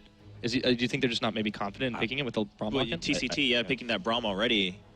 I think Trundle would have been perfect. It's like 3 champions, Orianna, NMF, get very easily countered by the pillar. Also Rek'Sai, you can just interrupt his E, the tunnel, with a pillar. So the pillar would have been really good here in that game already. Plus, it synergizes very well. It sets up Ryze perfectly. It sets up Nidalee spears perfectly. It gives more zoning with the Victor. So I think, this pick, I don't really like this pick. This tells me they're really not ready on this patch. It is like, what I think about the Braum, before we go into this Twitch pick, it is like, oh god, Braum actually good. It is like, Braum is completely fine, but I agree that Trundle is a lot better because Braum is scaling very well, does good into the Alistar, but of course, I have to agree with you guys that Trundle is definitely the stronger pick here. I actually like Twitch right now on this patch. I think he's a very underrated AD carry because what you can do, like with the way this his kit works right now, you can do so much, especially like the Hurricane and, for example, Ghost Red. There's like a lot of different Twitch item builds right now that favor him, but I actually like Twitch right now and I want to see how it works out. Okay, so but Twitch... Not sure against MF. Misfortune just puts down an E, 60% slow. It's like the easiest gank I've ever seen. Like, botlane is gonna die 24/7 basically, right? And the Trundle on top of it for Dignitas. This is going to be very literally on top. It's like right off the bat, I feel like the idea of both sides have been completely shifted because right here, it's like the matchup on top, I feel like it's favored towards Ryze because what is the Trundle going to do into a Ryze? And then on the bottom, I feel like it's kind of even. So right now we have everything shifted around. QG have the early game jungler in my opinion, and it's all about them controlling the early game this time around. Okay, to be fair, I don't know what I would pick. If I would be like in a situation with Lulu being banned, Malphite being banned, Dr. Mundo being banned, what do you pick into Ryze top lane right now? What's like left? It is like, the idea a lot of people have when it comes to Ryze is pick something that can commit into it and kind of snowball him out of the game on top. It's simply something like Irelia, something like Jax, something that can supply the ganks that you have with Rek'Sai in this game when a lot of the junglers have been banned. Okay, so overall then would you say things are looking a little bit better for QG? Under the assumption that Swift doesn't completely kind of disregard himself in the game? I mean, I see like so many mistakes in terms of picks and bans. There's like so much that QG could have done better to put themselves in like such a good winning position. But yeah, I mean, I like Dignitas. It is like what I'm predicting now from QG's side. I mean, from Dignitas' side is the fact that magic resistance is going to be so efficient. They're going to buy the Abyssal, the Spirit of the Visage on Trundle, and the Aegis, and good luck killing anybody when mid-game hits. All right, so Dignitas may be very well on their way towards a 2-0, ladies and gentlemen. After a quick break, we'll come back right into Summoner's Rift and find out if Dignitas really can close it out 2-0.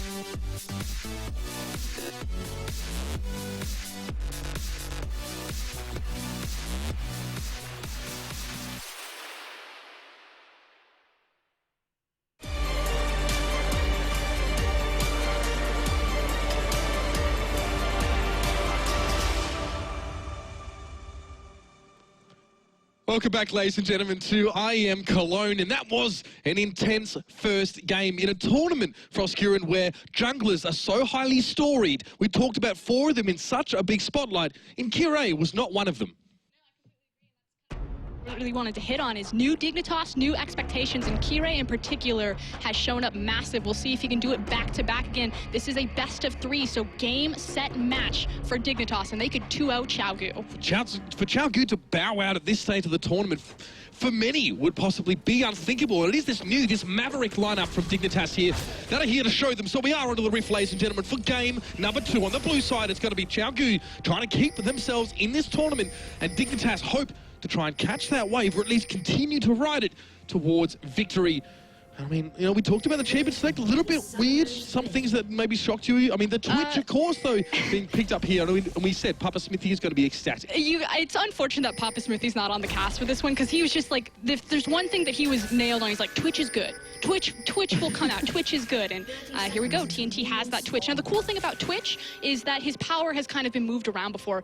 Before, it was pretty much only on the rat-a-tat-tat, the spray and pray, his ultimate, because you're coming out of that, you have the attack speed bonus, you've got your line damage, and that was kind of Twitch's moment to be God. In this new Twitch, his power has kind of been moved around a little bit on his ambush. Now, when he comes out of his ambush, he gets the big attack speed steroid. He's able to kind of reset that, so it gives Twitch this ability that he's able to kind of proc his steroid a bit more reliably, and to kind of spread his damage around the course of a team fight. But we do have a bit of a lane swap going on here. Apollo and Jezz actually looking up top, and I don't know if this is because they're predicting that TNT and TCT will try to look for the lane swap, or if maybe they just want to get the hell out of Dodge. Well, I mean, the way that the early game now proceeds, a little bit harder to delve deep and put those lane swap indicating wards right down, of course, just in between the inhibitor and inner turrets. So, I mean, you know, Qiao, we're going to have no idea about this. And it's going to be Yesis and Apollo starting up top side. Qiao and Smitty J will roam together, of course, for at least a moment, just to work on that Gromp. Smitty is straight off towards that bottom. Yeah, actually taking the camp and, you know, spending some extra time not showing themselves. TCT and TNT have now shown themselves into the bottom side, so Apollo and Jezz have full knowledge that they are walking into the 2v1. For that exact reason, you can see Smitty J has just gone back a little bit to assist Qiao for a moment. It's going to be Oriana versus Victor in that mid lane here as well. Actually, Shifter taking Q level 1 as opposed to the E having that shield and not trying to out-trade Doinby with the command attack as well as the auto attack from Oriana as opposed to trying to meet him for shield. Aggressive play here coming out from Shifter, maybe not something we really would have anticipated. Important to note, of course, not teleport from that Oriana. The Ignite here. potential for those fights to go in his favor. And you know, the desk said it themselves when they were kind of talking about the composition that Qiao put together. It looks dated, or at least it looked dated last game. Again, running that double teleport. My problem with double teleport is when it came into Rise for the meta, we saw that particularly at Worlds. Of course, we're on a very different patch, is that Victor doesn't get a lot out of double teleport. He teleports down, he's very immobile, he's very fragile. He can kind of unload his burst damage, but he doesn't have, you know, any sort of dash to put himself back into safety. So when he teleports in, he's there and he's incredibly frail. Now, for Doinby, teleport works perfectly because he is a supportive style mid laner. He has the highest kill participation of any player in the LPL season. So expect to see him kind of follow around Swift. I always call him the secondary support of the team. It's always he's the support for Swift, yep. Essentially on Qiao.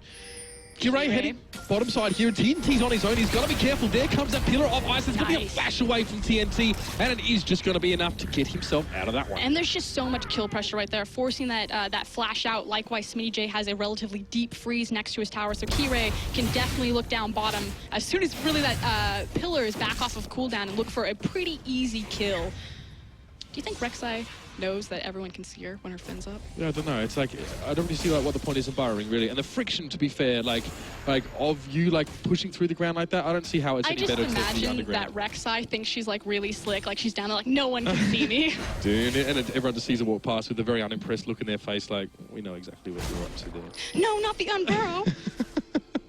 Everyone just takes one big step back and she pops up in the middle of nowhere. So, Shifter now, in that mid lane, like you said, you know, looked like he fancied some aggression earlier on in the piece, maybe just hoping maybe Doinby characteristically maybe getting a little bit too big for his boots or too far forward, but it does look like... Well, Qiao will always pressure forward because, again, you have Swift as your jungler. You need to create these pressure points in your lane to open up time for him to invade the enemy jungler, so he has support that moves forward. Now, that punished Doinby last game when Qiao made a fantastic gank early. Now, Qiao was spotted out kind of in that bottom side or not because he got spotted out by the gank, now spotted out by Swift. So this is perfect for Swift. He knows he has the advantage, but Qiao just able to get back towards his more defensive zone quickly enough. Like Yamato said, Nidalee has a great matchup into Rek'Sai right there. So Qiao kind of poking his head in, using the Tremor sense to kind of find disaster before it struck. Does manage to walk back out, but Swift is not being deep warded on like he was last game, and a much better start for Qiao. Important to note as well that SmittyJ is actually able to do some decent farming here in that bottom lane. I mean, I'll be honest, this lane swap, ostensibly, the result of this actually isn't really that clear because all the lane is actually still having the even CS there. It's just obviously less, maybe less pressure, of course, to that Twitch in the bottom side, but we've seen attempted ganks going down there already. I was always a big fan of the lane swap. I'm glad to see it kind of come out on the new patch. I was kind of curious, you know, there's so many powerful kind of 2v2 and 1v1 matchups that I thought that players would kind of fall back on, you know, I know I can beat this guy with this matchup, but we do see the lane swap. Now, Twitch, there's a lot of kill pressure, like we said, especially because he doesn't have his flash. He's not known for a strong lane phase. I mean, obviously, you have a ranged champion versus a melee champion, but still has to be pretty safe right there. He does have the added security of his ambush if he's able to get into stealth in time, kind of walk back towards tower, so the elongated lane isn't that punishing to him since he doesn't have his flash, but... Really going to be curious who's going to win out here. If Twitch is able to farm up safely enough without his flash and he's able to be a force to reckon with in that mid kind of late game period, or if Misfortune's really going to take off, and what kind of max that we're going to see from Apollo, if it's going to be that E-max. That's right, something we've definitely talked about now with the Masteries being an issue, but there's another Pillar of Frost and TNT. He can't use that ambush now because he's being hit. It delays the proc of it, but a teleport's going to be coming in towards this bottom lane, and Swift is already there. V is going to be in hot pursuit, and Qiao, fortunately, can just burrow his way out of harm. But this is so obvious that Dignitas are going to look for this weak point. I think that was really well coordinated by Qiao. Now, in the end, Dignitas do get the advantage here because they're able to pick up the top tier tower. That's incredibly important. But the idea of Qiao, you know, they're a 5v5 team. It's all about their teamwork. TNT says, my flash is down, they're going to gank me. I'm going to pressure forward now, and I better have backup. Jesse's looking for TCT. Winter's Bite does connect and slows Alistar up just a little bit more, but Dignitas are more than happy to just move the battle line forward now as that pressure is starting to mount in the top side, and even Shifter is able to go down, but do note Victor isn't too far away. He thought about rotating down, but both teams able to sniff each other out, and they'll all head back their separate ways. Qiao will need to respond to this top lane, although we do see that Jesus is pulling out, probably to join his team somewhere else onto the map, or possibly they'll move Apollo and Jesus down towards the bottom side and try to work on another free objective. Again, the meta meta is still very structure focused because it's the only source of global gold. Oh, shockwave being used there towards Doinby. Shifter coming forward, he flashes out of the gravitation field. He gets the first blood with command attack. And that Orianna is off to a good start. And this is something that the lane swap really opens up, is it actually isolates the mid lane. So Shifter sees where everyone is on the map. It allows him the aggression to make a play like that, to flash forward underneath the tower. You can see those junglers being pulled left, right, and center. And it was all about Shifter there in that mid lane. Just a solid, dependable player. It's what people have been saying about him. But he's able to, on his own, carve out that advantage to start things off here. I mean, it definitely hasn't been a bloody game in the early stages here, but you can see Dignitas are already posturing themselves for a positive trajectory into the mid game. They already have that tower as well, and a slight gold lead as well. I really want to quickly touch on Shifter's itemization since he went for the Qiao. So again, we kind of talk about this slot, Spell Thieves being really strong, Spooky Ghost. He's going for the MR here, and that makes sense because if you look across Qiaogu's team comp, you've got magic damage out of Ryze, magic damage out of Swift, and magic damage out of Doinby. So I kind of like the adaptation here, although I still think that Spooky Ghost is an incredibly strong item. Bullet time being used there, but Unbreakable being thrown up by TCT, and still he takes a heck of a lot of damage in that bottom lane. Apollo and Jesse is just, it's a pressure game for these guys right now as well. Not maybe feeling too inclined to try and beat the heads of QGM. They just want to force them back, get in their heads, and continue to push up that battle line. But here comes Qiao up burrowing towards the mid lane, and that Maverick of a jungler is going to get involved in that kill. He is caught in the gravitation field, but he'll be able to get out safe. Doinby is just getting, frankly, outclassed by Dignitas right here. Shifter getting the 1v1 kill, and again, Dignitas have identified the weak point on Qiao Gu, and they're continually punishing it. Jesse's now looks to come in for the backside as well. Doesn't get the pulverize. The flash from Swift was just quick enough. He might want to try and return some damage now as Jesse is forced to use a little bit of a heal to back away from that one now. Swift is just going to spread some damage. Look to try and at least harass here for TCT. Looks toward the back line as well. He's in no man's land. He's caught out. It's LMQ more all over again. And the fight might continue to go from there. V gets in towards Jesse's. It's an ultimate being used there. Unbreakable will might keep Jesse's alive for a little bit longer, but he's going to be surrounded and picked to pieces. Stone mastery there, keeping Alistar alive for so long. Wow. That damage reduction is pretty real right there, but I have no idea what Qiao Gu were thinking. TCT, formerly known, like you said, as LMQ Moore, was way too far forward without any sort of support. Doinby was already dead. You didn't have a 5v5 even if you wanted it. Don't know what he was looking for there. I mean, we've seen TCT maybe opt for a little bit more of a passive style, favouring Janna in the summer of LPL, and we saw that the defensive role kind of suited him here, but this is a throwback to his days on LMQ where he was playing those engaged supports, and it happened in the same way then as it did now. And this was the question, you know, what form of Qiao Gu is going to come out? They weren't suited for this meta, and it seems that they have the exact same weaknesses that they show in the summer split of LPL, a failure to execute on the early game, and Dignitas doing a beautiful job punishing. Apollo for some reason, well, TNT for some reason thought he caught Apollo there, but now they can pressure back a little bit more. Remember that Miss Fortune doing bonus damage, hitting different targets with each auto attack. That's what Love Tap is doing. And that's the beauty about Miss Fortune, is that her trade potential is so strong, particularly on the Emax Miss Fortune, just because the distance is so long that there's almost no way that you can trade with it, especially if she gets the proc off of the Thunderlord's Decree. Glacial Fisher does come out here, and Jesse seems the one that's being caught. But you're going to see the Rat-a-tat-tat coming out from TNT, and it's a fairly easy secure on that kill, but a lot of resources were committed. You can see the V is bottom side now as well. But how do Dignitas respond? There's no play for cross-map. Unfortunately for Dignitas, a lot of them were back into the base, so they're not able to trade that pressure for anything. But Qiao Gu's calling card, when do plays happen on the map, at least 4 or 5 people are there. So staying true to the old Qiao Gu, but that failed them in the first game, and it hasn't looked good in the second game. I mean, it's been quite some time since we first saw OMG sort of debut at Worlds, and it was the gang squad was the kind of idea with them as well. Going as a group. Just throw back to OMG? That was a throwback. Oh, wow. Yeah. Well, that was what everyone was talking about. It was almost a buzzword, so much so that someone said that, you'd be like, yeah, well, I still can't tell if you actually watch Worlds or just heard about it, because that was such a big deal with what OMG were doing there. And again, you can still see maybe a different permutation of that. Qiao Gu are not a skirmishing team, and that's why I think they're not suited to the meta. I think skirmishing is far more important because it's about snowballing. It's also fighting over vision control, just because, again, you don't have the stealth wards, you have the pink ward, so it's a very clear vision. So the time that it takes to kill a pink ward, you're setting up the potential that someone's going to come along, they're going to skirmish you for it. They have, across 5 members, every single player on their team has over 75% kill participation. That's almost unheard of on a team. And that just says, when they do something, they have to do it as 5, and I think that punishes them on how quickly these games are going on. You think about 5v5, you really get 3 out of them in kind of the old school version of how League of Legends was played. 70% of the game is played before Qiao are able to get all 5 up and running. That's exactly what they're going to be looking forward to doing here, or at least hoping that they can get to that stage. Smitty J able to quite nonchalantly walk away from that one there as well. And this opens things up in the bottom lane for Dignitas here. I mean, showing the 80 carry support in the top. Not really sure what they were going for here.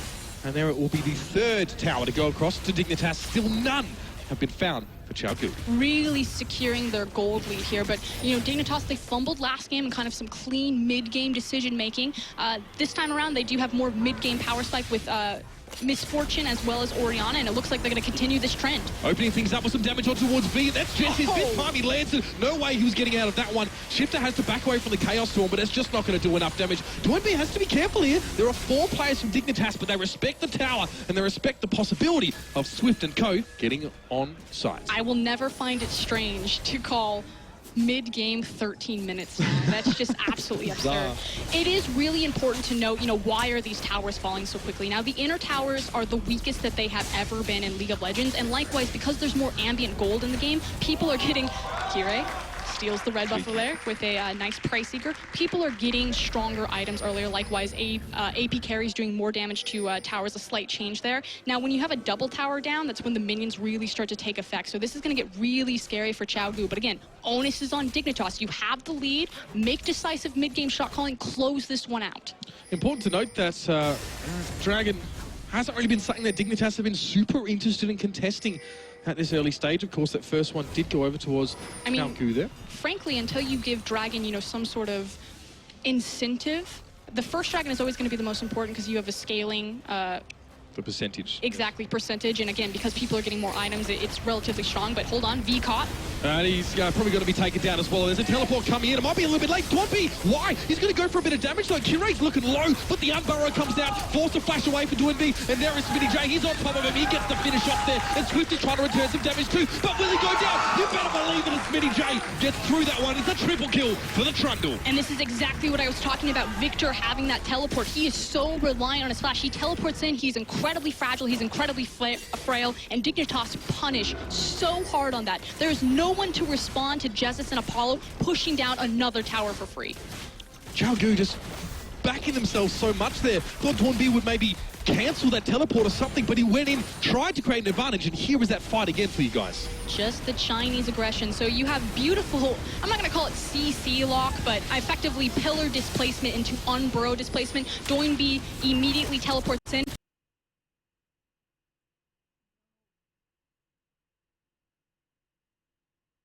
Really careless on his positioning right there. He actually walks into melee range and then is forced to flash.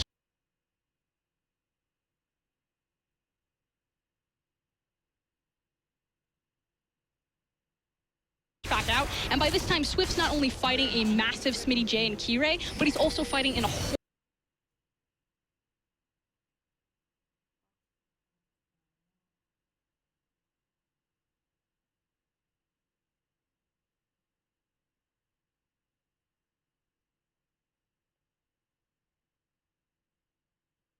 horde of creeps. Like, it was a 3v2 for Qiao, but it was a staggered 3v2. They never had everyone there at the same time, really. Very smart play from Dignitas. And that is just a big mistake, of course, for Qiao.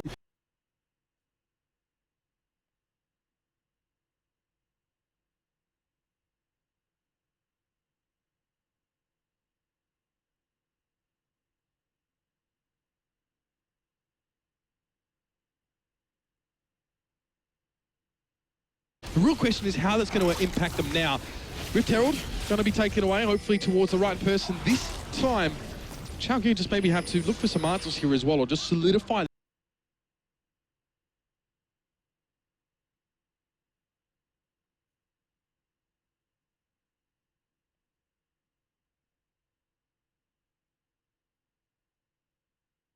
Stall out that tower, but it's only a matter of time before Dignitas are able to kind of over.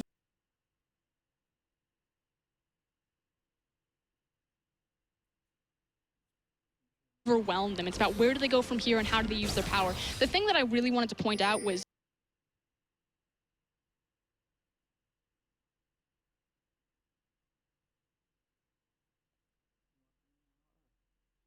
TNT on this Twitch in terms of itemization. The thing that I have a problem with is Blade of the Rune.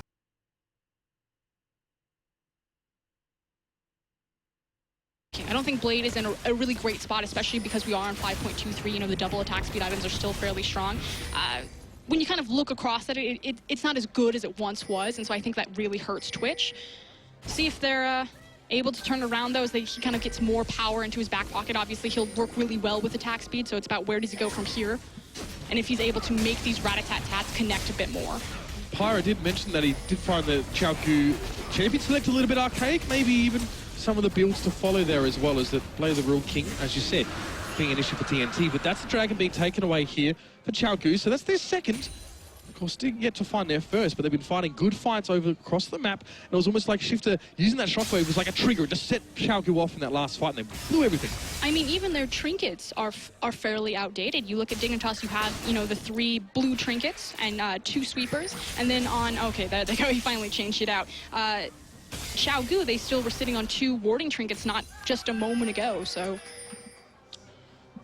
We talked a little bit about, I mean, how much preparation really came into this patch. Or how much of a break. Linko said about Qiao that we haven't played in quite a while, and a lot of the Chinese LPL teams have been on break. It's been only a couple that they've actually been able to get scrims against, and they've also moved Gaming House as well. So, you know, things to think about, of course, here is Dignitas themselves haven't had oodles of time to prepare, but they seem to comprehend 5.23 just a little bit better. Certainly looking much stronger, particularly Qiao, although Smitty J in full control of this game, 5-0. Although Qiao, 1-0-5, almost 100% kill participation. Thing is, you know, he takes down Swift. Looking at the bracket next, he's got to go through Spirit. Oh, can you imagine? It's one after another here as well. That's climbing his ladder, I guess, to being recognized as a true powerhouse jungler here, of course, on the global scale. And this is a great way to start things off. It's Susie, the 3-2 split here for Dignitas, as they are going to work down on towards this top in a turret, and there's really not much that QG can do about it. We saw that TNT wasn't even close enough to impact that one, and all over the board, Digger shoving waves in towards Qiao. Continuing to chip away at these towers. Time is running out for Qiao. They really need to make a play to find these picks. Composition does take a little bit of time to get online. They've got a lot of late game talent, but will they be able to get there? Last game ended at 29 minutes, just kind of shy of the average that Dexter talked about, 27 minutes. Starting to close in on that, so Dig got 8 minutes. Well, Qiao just have to hope to not lose a fight against a barreled up team knocking on their door. From there, I guess, you know, the rest is elementary, but they're going to work on towards this mid in a turret here as well. And do note, of course, that Smitty J going to throw out that pillar, just keeping V on his toes. They have to go. Trying to put stuff in from the sides there as well. Qiao has to burrow his way away. Jesse's is slowed up. Rat-a-tat-tat being used, and that's the concussive blows able to stun up that Alistar, but yet he gets away. Frozen Domain, of course, helping a little bit there with Smitty trying to get back, and of course, the E coming out from Misfortune, helping out with some slow, and Dignitas can almost disengage whenever they please. There's a lack of hard engage on the side of Qiao. You're effectively looking for the Rune Prison as well as the Braum ultimate, but you talk about such powerful disengage options for Dignitas. You mentioned Trundle in particular, having that Frozen Domain, having those pillars come down. Alistair, he's got the bop, headbutt you away. And frankly, I mean, like you said, Dignitas, they get to pick and choose what fight and where they want to fight it. That means that their margin of error as well is going to be a little bit more in their favor. They have a bit more freedom about when to take these fights, and Qiao as well. Struggle to get a pick, of course, like you said. Lack of engaged potential. Where are these fights going to be had? Are they ever going to be favorable for Qiao here? Dignitas getting stronger and stronger. Qrae's found yet another victim. TCT forced to flash over. It's going to be the Glacial Fisher coming out in response here. TCT trying to back away with Smitty J. He has a speed up. He's got that subjugate down on towards Swift as well. He's looking scary. In some way, QG, so they're not the only ones can disengage. I mean, that said, Braum ultimate is down, as well as TCT's flash. He's going to have to back, so there is a numbers disadvantage. It's not as big because it's the support, but this should give Dignitas a fairly free and low-risk Baron. Now, Swift is still up. He's still nowhere near this.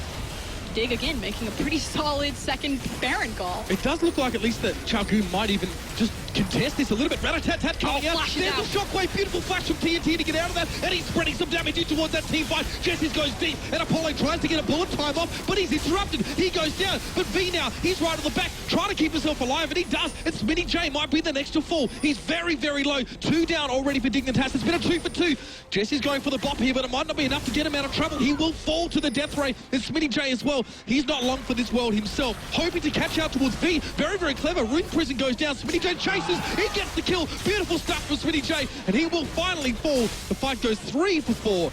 Dignitas, a little bit shaky. I stand corrected right there. What should have been a fairly low-risk Baron. They don't commit one way or the other. They kind of split their resources, and Qiao just collapsed beautifully. Check out this flash from TNT to dodge the shockwave and put himself in a better position to hit more members of Dignitas with his rat-a-tat-tat. From there, Apollo has to flash out. He's still taking the Baron damage, and Doinby does a beautiful flank. You're closed in on a small area.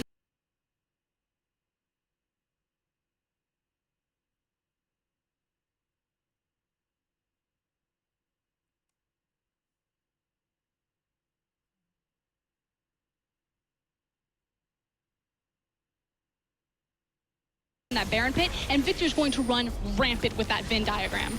Just as they can see him just trying to get the heck out of there. I mean, on paper, it wasn't terrible in terms of numbers for Dignitas. They managed to get some back, and it's all on the back of Smitty J as well, who cleverly just turned this little fight around with a quick bite, quick pillar up there as well, and a couple smacks to the face.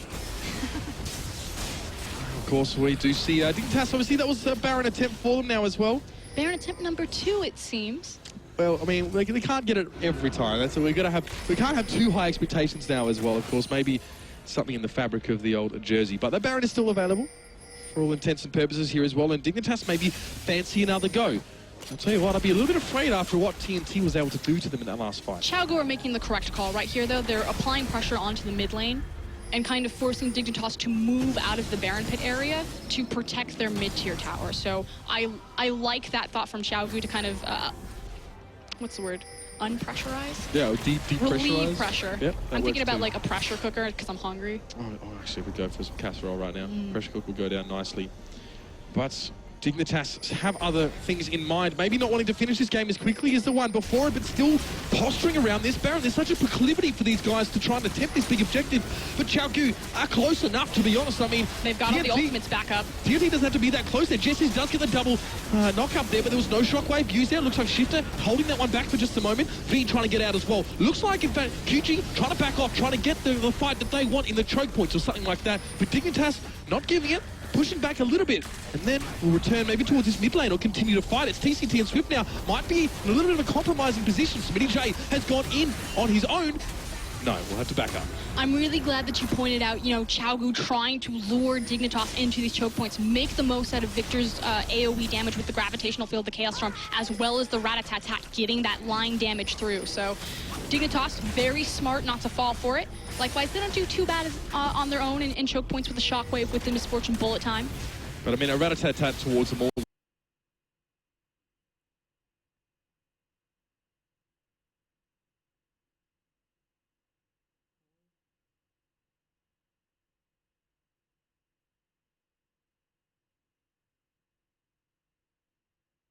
Lined up would be filthy in, obviously, literally and the figurative sense. Dignitas still want this. They still, it's like they're programmed on this one. They're really tunnel vision for this Baron. They're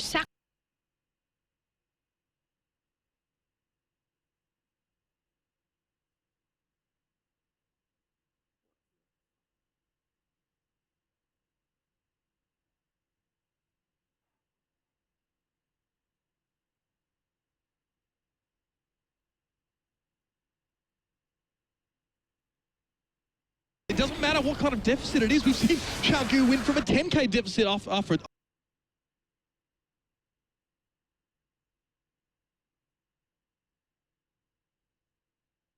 off the back of a good team fight. TNT has already shown us exactly why.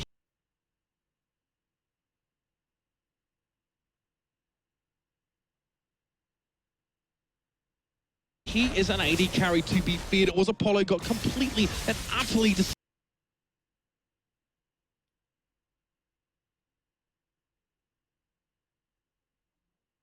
integrated, but now Dignitas have to recover from that one as well. Must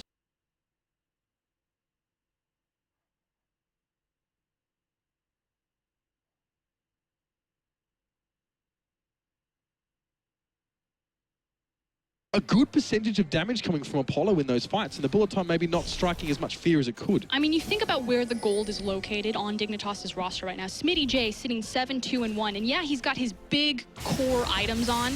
This Trundle is very hard to kill, very hard to take down, but you know, what kind of different game would it be if maybe half of those kills were on Miss Fortune or Shifter's Oriana? Whereas you look at where the gold is located on Qiao Gu, it's fairly well even spread. Yeah, I mean, it's Smitty J. There's obviously a problem with a lot of gold going towards him, but Apollo's caught there. He's got to drop down. TNT just blows him the heck up. Apollo didn't even know what hit him, and now Jesse's might be started on. He does try and get the knock up at Swift. All the burst damage coming back towards that Nidalee is quite extreme, but he's still able to survive, and Jesse's is caught in that gravity field. He will again fall down. Shockwave coming in as well, but it's not going to have any follow-up to it. Kirei trying to back away. Shifter choosing to protect himself.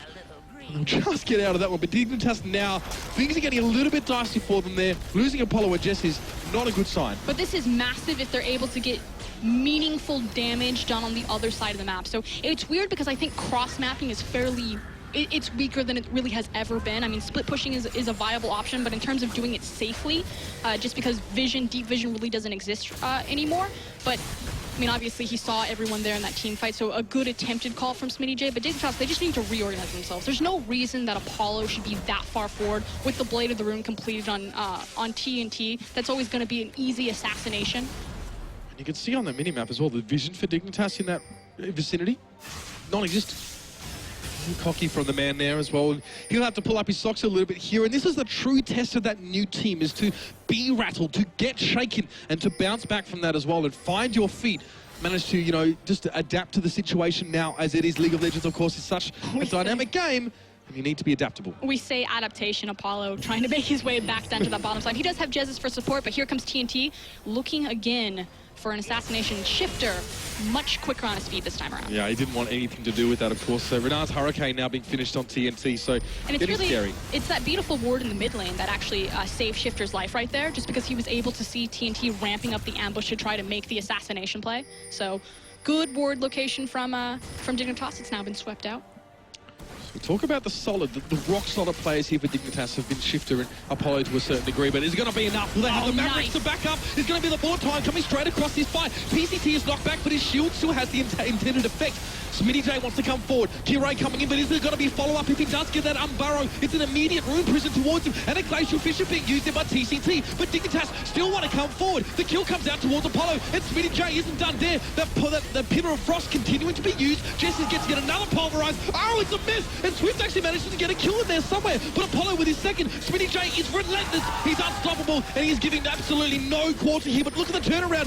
V and Swift, they might put this on his head. Oh my lord, only Apollo's left. He might get away, but between the two of those, V and Swift able to keep QG in that one. I'm going to give that entirely to TNT. Qiao Gu did such an incredible job keeping that guy alive, able to kite back and forth. And the thing is, in a region that is stacked with 80 carry talent, you think about Uzi, you think about Name, you think about, I mean, Wei Xiao of all people, TNT has constantly been second fiddle to them. Look at this. The Braum shield is beautiful, but he's able to get out of a perfectly placed shockwave from Shifter, and he stays alive this entire time. Kirei wants to come forward, but it's an immediate rune prison towards him, and then the Glacial Fissure for a disengage if it was required. QG don't quite get that, but as the fight continues down, it's when it starts to turn in their favor.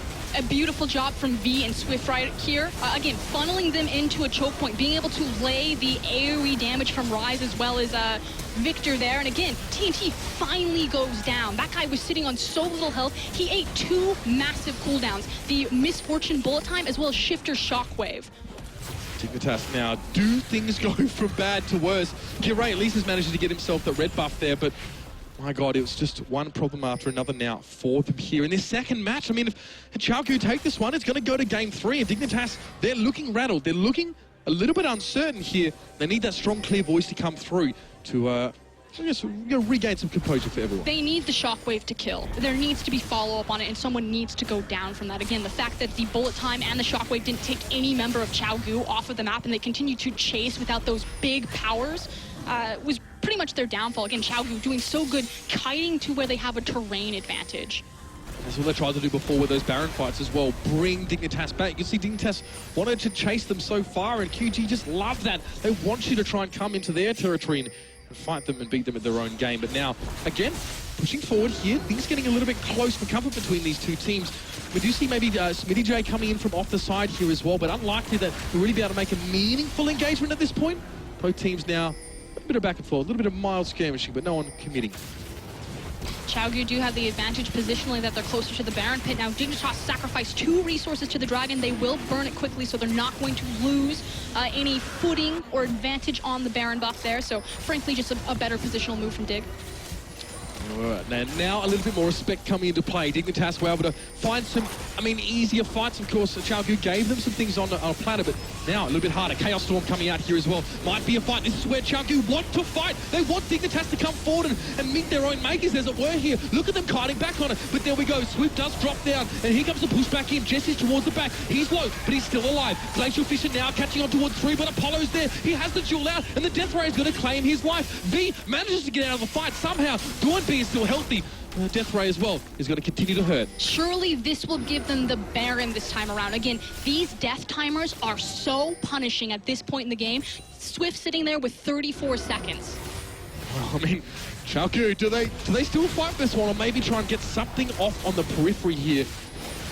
They do have vision, so Doinby can actually approach the area fairly safely, but still, it's a beaten and battered. Both teams kind of are quite low here. Doinby fancies a pick off on Jesse's, and he might just have it here. TCT trying to go in there with the Winter's Bite, and look at Doinby. Lays another death ray down there as well. V's gotten involved in the fight, and he's going to spread that damage everywhere. This rise is massive, and the Baron, sure enough, goes to Dignitas, but Qiao, again, crashed Dignitas in the pit. Again, Dignitas makes the decisive call. Stay on the Baron. Don't leave the pit. Try to burn it, and it punishes them for the second time this game. Both times Qiao have gotten their foot back in, it's been on Dignitas' Baron call.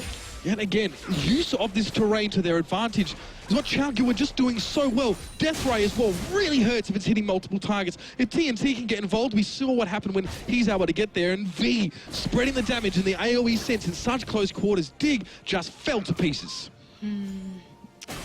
Doinby also looking much more comfortable on the Victor. This is something that he plays repeatedly in the LPL, something that he was very well known for. Lysandra, not so much. So changing gears up that direction. We talked about how Qiao really kind of look like they're still playing the old patch in terms of their champion select, in terms of how they're playing the game itself. Again, 35 minutes right now. Yep, longer than that standard game time that was quoted. And finally taking the gold lead. Yeah, it's been a long time coming here, and Qiao was still behind those 2 turrets, but finally they've eked out that advantage that they're looking for. A team that has said, we have said, I guess, that have a rough early game or put themselves into a rough early game, but, king of team fights is not a term that's used too loosely, I think, with these guys. They're absolutely living up to that name right now, and that rise as well. Let's think of the scaling here, Prosk. It's going to be very, very scary for Qiao as the game continues. Likewise, TNT is now sitting on his 3 items. He has the crit available to him in the Infinity Edge, as well as kind of 2 attack speed and the lifesteal item from the Hurricane, as well as the Blade of the Rune King. So Twitch is up and online. If he gets good, solid line damage, likewise the Braum doing great work against the Bullet Time with his Unbreakable. 3 Zhonya's Hourglasses as well for Qiao as well. So they are expecting some of that AoE damage to come through. Of course, Bullet Time and, Shockwave as it were. So what better thing to bring in towards the fight. And again, maybe Qiao now feeling a little bit more confident about coming forward and fighting, maybe even fighting in Dignitas' territory here, as there's got to be a feeling for them that they're starting to really find their stride. I like that you have kind of focused on this idea that Dignitas, they're being lured forward. Again, we talked about how Dignitas, they get to choose when and where they fight. They have all the disengage potential, and it's been kind of 3 times in a row that Dignitas have walked into certain death of Qiao just kind of luring them back, continuing to whittle away at them. Giving them the fight. Dignitas are, and some teams like this, especially maybe the less teams that have been locked together less long. God, English is hard. As maybe they just keep fighting, thinking that's the way that they can get back into the game, or that's the way to sort of close things out eventually. Just keep coming forward. And Qiao, maybe, Dignitas didn't expect them to be so clever like that. Maybe when they saw them, they said, well, this just looks like a team that wants to fight all the time. Let's just give it to them back and see how it goes. But maybe a little bit more brains behind the machine. That is Qiao with there. It is that inhibitor turret. So Dignitas is still coming forward here. Qiao might want to turn this around, but they should be able to clear the gap and get away. Swift is chasing off towards the side here, though. He's fancying himself a target. We did have the teleport, like you said, coming in for V, so Smitty J does have his TP up and available. Here we go. The re-engage comes in. Qiao looking for an unburrow. He doesn't get it. He's actually above ground and he's stunned up. Of course, Gravity Field is forcing his flash out. Rattle-tat-tat coming through. It's a one-man shockwave. That's it. It's not going to be enough for Dignitas if they keep playing it like that. Smitty J has to flash over the wall and TCT is already on top of him. Another clean ace. Qiao are all over the teamfight aspect and you can see the look there on Smitty J's face. He knows he messed up. Dignitas know they messed up. Qiao going for the throat. And Dignitas, this is why you do not face Qiao into the late game. There was no reason they should have gotten here. Both games have gotten a substantial lead in that early game, but indecisive or incorrect calls in the mid game allow Qiao to get their footing back in it. Is this going to be the game for them? Look at these death timers. Yep. I mean, they're above 20-odd seconds here as well. Qiao looking for the win here. They want it, and they want it more than Dignitas, especially in this game number 2. And they, ladies and gentlemen, are going to make it a game 3, the first game of the weekend, and it's going to be a big one. That Nexus will fall, and there's nothing that Dignitas can do. GG! Why are you facing the kings of team fighting in a 5v5 scenario? Dignitas, they had all of the tools, they had all of the options. They could have chosen, we're fighting here, we're not fighting at all. And they just ran headfirst into disaster. Insane stuff here. Dignitas thinking that, or maybe having the audacity to think that they could take Qiao at this particular play style. But our friends from China have showed up here in game number 2. And, you know, a stunned silence fell over the crowd after that first game. And Qiao maybe realizing they might be going home, but not the case this time. They've made it towards that game 3 as well. Now, of course, if you're Dignitas, you're starting to sweat a little bit more yourself. Big things that I want to kind of point out, like obviously you have the Baron calls not working out for Dignitas both times in a row. They just sacrifice so much in return to try to get it available to them. The voice of God just spoke to me. Well, it's well loud. I think it's my headset turned up. I mean, look, yeah, we could go on about this for a while, I think, as well. Baron, bad. That's all I'm going to say if you're Dignitas. We're going to pass it over to our experts who might be able to elucidate on that point more than I could. Gentlemen. No, I think that's it. No, I'm pretty sure, yeah, just taking unnecessary Barons is bad. I'm pretty sure that's just a summary of game number 2. I feel like if we start from the beginning, I feel the draft was heavily in favor of Dignitas. Yeah. But then again, QG had the stronger early game, but they solved this with this beautiful lane swap. They ended up ahead, and they played out the game correctly because in the mid game, the magic resistance would be so efficient. They had, of course, the Hex Drinker, they had the Aegis, the Spirit Visage, and it's become so hard for Ryze and Victor to do anything. But if you delay the game until they both get Void Staff, good luck. Good luck. Yeah, you saw the 2 Void Staffs, and yeah, like you said, I mean, at that point, they were dealing a lot of damage to anyone, especially, of course, MF, who wasn't going to have the luxury of building all that magic resist. Yeah, and they didn't have really any way to interrupt her. We talked about the Trundle not being picked up, and they went with the Braum instead. But as long as they were able to hold off an attempt to kill off the Twitch, you know, there wasn't really a lot of armor being built because everyone stacked the MR, and they kept him alive. They just kept body blocking right in front of him. It's like I'm watching Harry Potter. Yeah, I mean, that's you think of, if you can think back to the last couple of team fights, that is exactly what happened. And even that one time where Misfortune was able to get rid of the Twitch right away, it was like, okay, well, big deal. Like, if you still can't kill the Ryze and the Victor with your ultimate together, like, they're just going to come for you, and you're going to die eventually, and they're going to be able to last out the team fight. Yeah, I mean, the gameplay was, like, really good. Like Yamato said already, you solve the problems, all the problems by lane swap. But if you still get to late game where Ryze has, like, 3 items, it's over. The thing is, you have to snowball the game into, like, victory before Ryze gets strong. But Ryze was just, like, doing so much damage in these team fights. It was ridiculous. And he doesn't even die. That's the biggest problem. Yeah. And it's like there was so many things going on for Dignitas that were going well. I think the Baron was the correct call, but the lack of vision was the problem. Because in this stage of the game, Ryze is going to start to do well against the Trundle. The win condition is Baron and the fact that they are stronger in 5v5s. But they needed to control the vision around the blue side jungle, and with that in mind, they didn't. And they got the concave fight around the Baron pit, beautiful Twitch flash away from the Orianna ult, and then it's very, very hard to come back from that. And that happened twice. Yeah, I mean, you saw the first one, you were like, oh, okay, here we go, like they're back. And then you see the second one, and it's like, okay, it's probably over then. QG was able to close it out. Well, ladies and gentlemen, at least we have a match in our hands. It is 1-1 now. We'll see. Can Dignitas pull back? You know, they won that first game. They looked really good in game 1. We'll see if they can come back in game 3 after this break.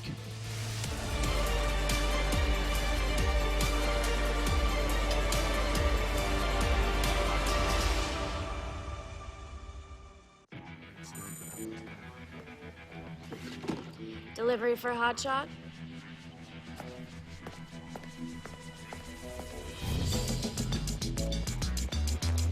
I'm in. Good work.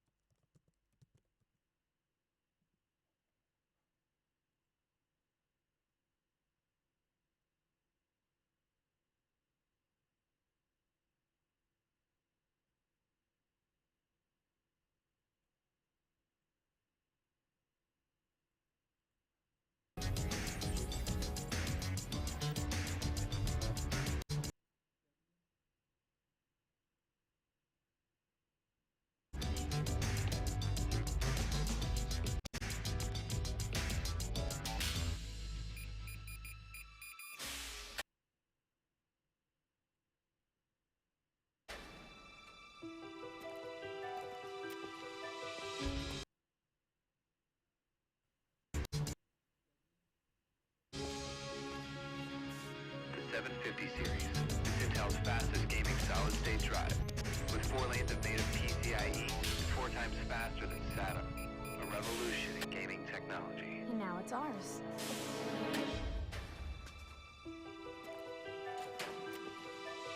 You know you can just buy these, right?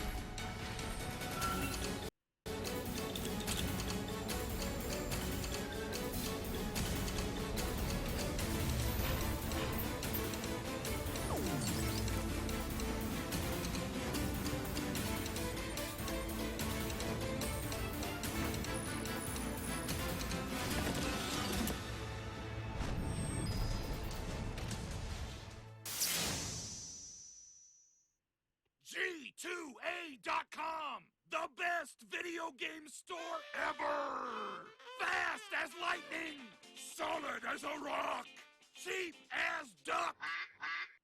What's more, you can sell on it because it's also a marketplace. Remember G2A.com, the best video game store ever!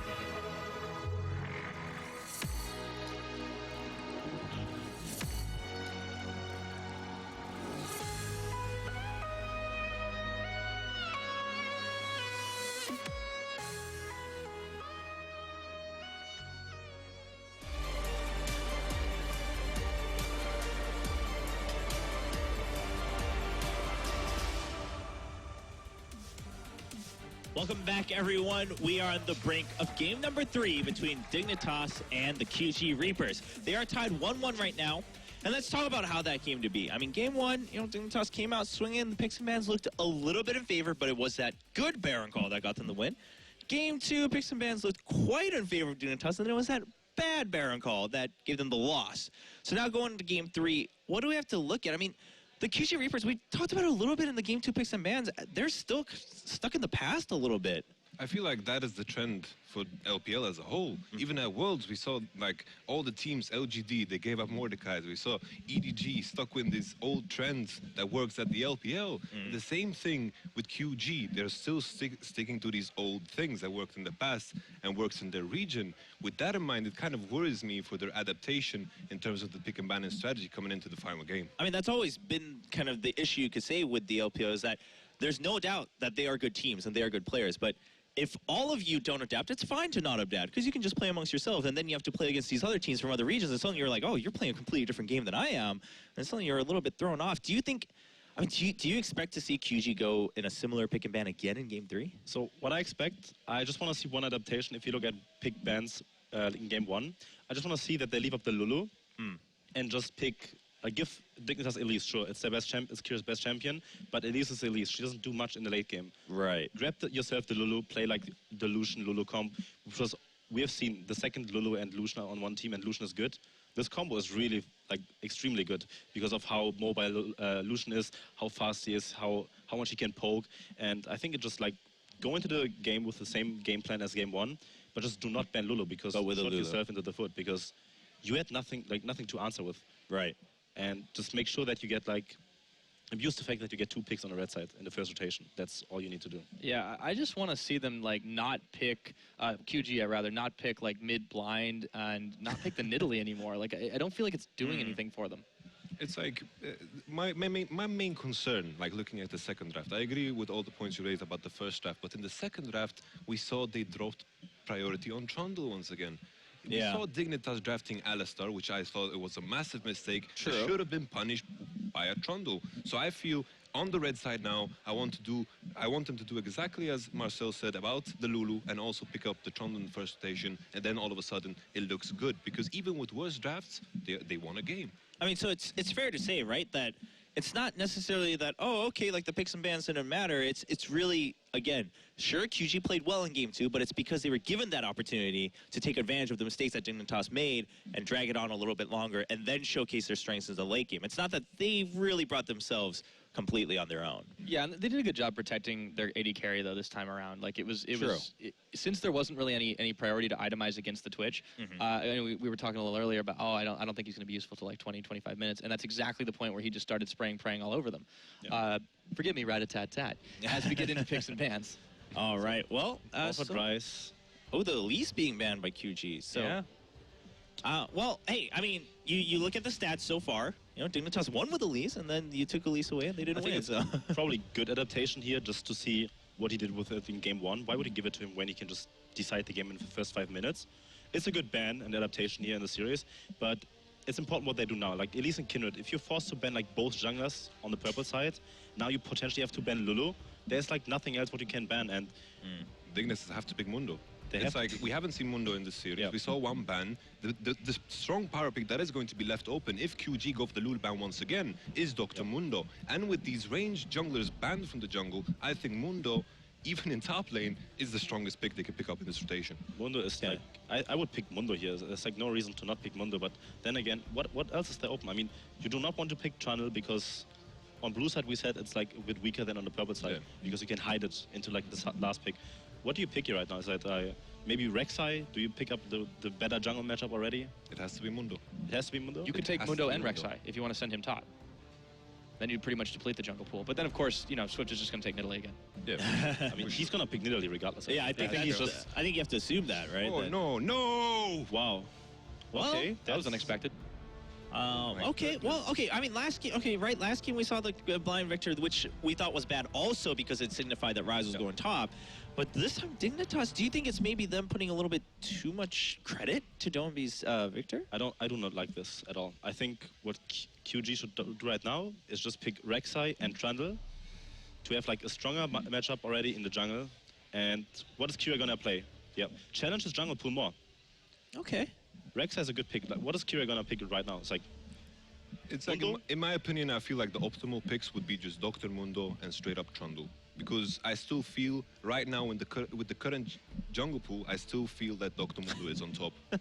Sure, but you put yourself into the advantage where you just give away the flexibility already if you just pick both in one rotation. Well, to be fair, you can kind of do a triple flex. Triple flex? Until the end. I can see that. But I do not want to see this Nidalee. Well, you know, he was hovering over that Rek'Sai for a long time and he decided, nah, you're going to go with the No! I can see why the Fiora is like a good pick away because Ryze is banned, Malphite is banned, we have not seen Mundo. What's left? Like, Fiora is the best champion.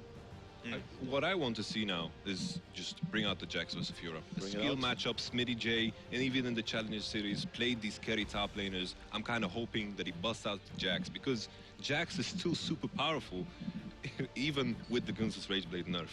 Hey man, they can switch it around. He can go Hecarim this time. Kira is gonna, yeah.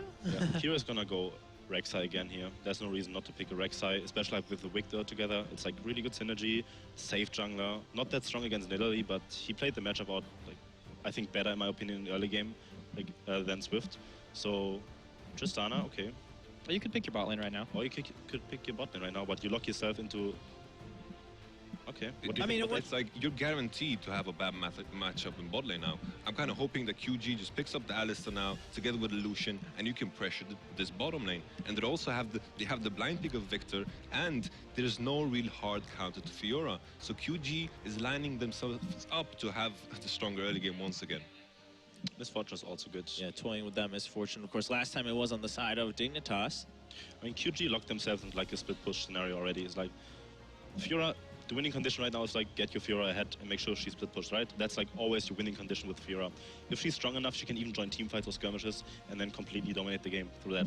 So, do you like sacrifice your bot lane like too right now? Like, do you just pick for the team comp in the bot lane? I feel like you can just pick up the Alistar, has really good matchup in the trash, and Alistar as well scales so well into the game. Because Alistar, back in the past, was always the champion that you blind picked because he's always going to be good into your composition. Engage composition, disengage composition, always good. Yeah. The only downside I see here is we don't have any hard engage from QG. And I think Lissandra? Lissandra would solve the problem, yeah, I agree. Okay. It would solve, yeah. That would be like a pretty decent comp. Because right now I'm like a bit afraid that Victor just gets like away. If you get away with the first pick Victor and there's no hard engage or punishment for that, you're doing something wrong, right? That's for sure. Okay. Oh, and the Jax does come out like you guys kind of wish to see, and it makes sense. And Rek'Sai, yeah. That was very important. I think the Jax is so important because Dignitas were lacking a win condition because they need to play around the top lane now, force the 2v2, make sure Jax comes up ahead. Because once again, with the Nidalee, it's so hard without engage to win the 4v4 that is going to happen in mid when the split push occurs. But then again, they can once again solve that issue with the Lissandra with the TP to pressure that 1v1 that we're going to see. Okay, going for potentially an Orianna. How would you look at it if Orianna comes into the picture? Do you still say, oh, like it's not bad? Or there's no setup right now. There's like what you have to hope for is that Dignitas just engages on you, and then you just kite them back. But yeah, why would you do that? I don't think Dignitas is going to want to full engage. I mean, look what they've got. They've got a lot of tools to wreck towers. They have some decent wave clear on the side of the Victor, and they have ways to catch people out. QG is going to want to force fights, and not just because they're QG. Because they now have that, if they lock the Orianna. They've got a couple ways to deliver the ball. They've got the Nidalee, they've got the Alistar.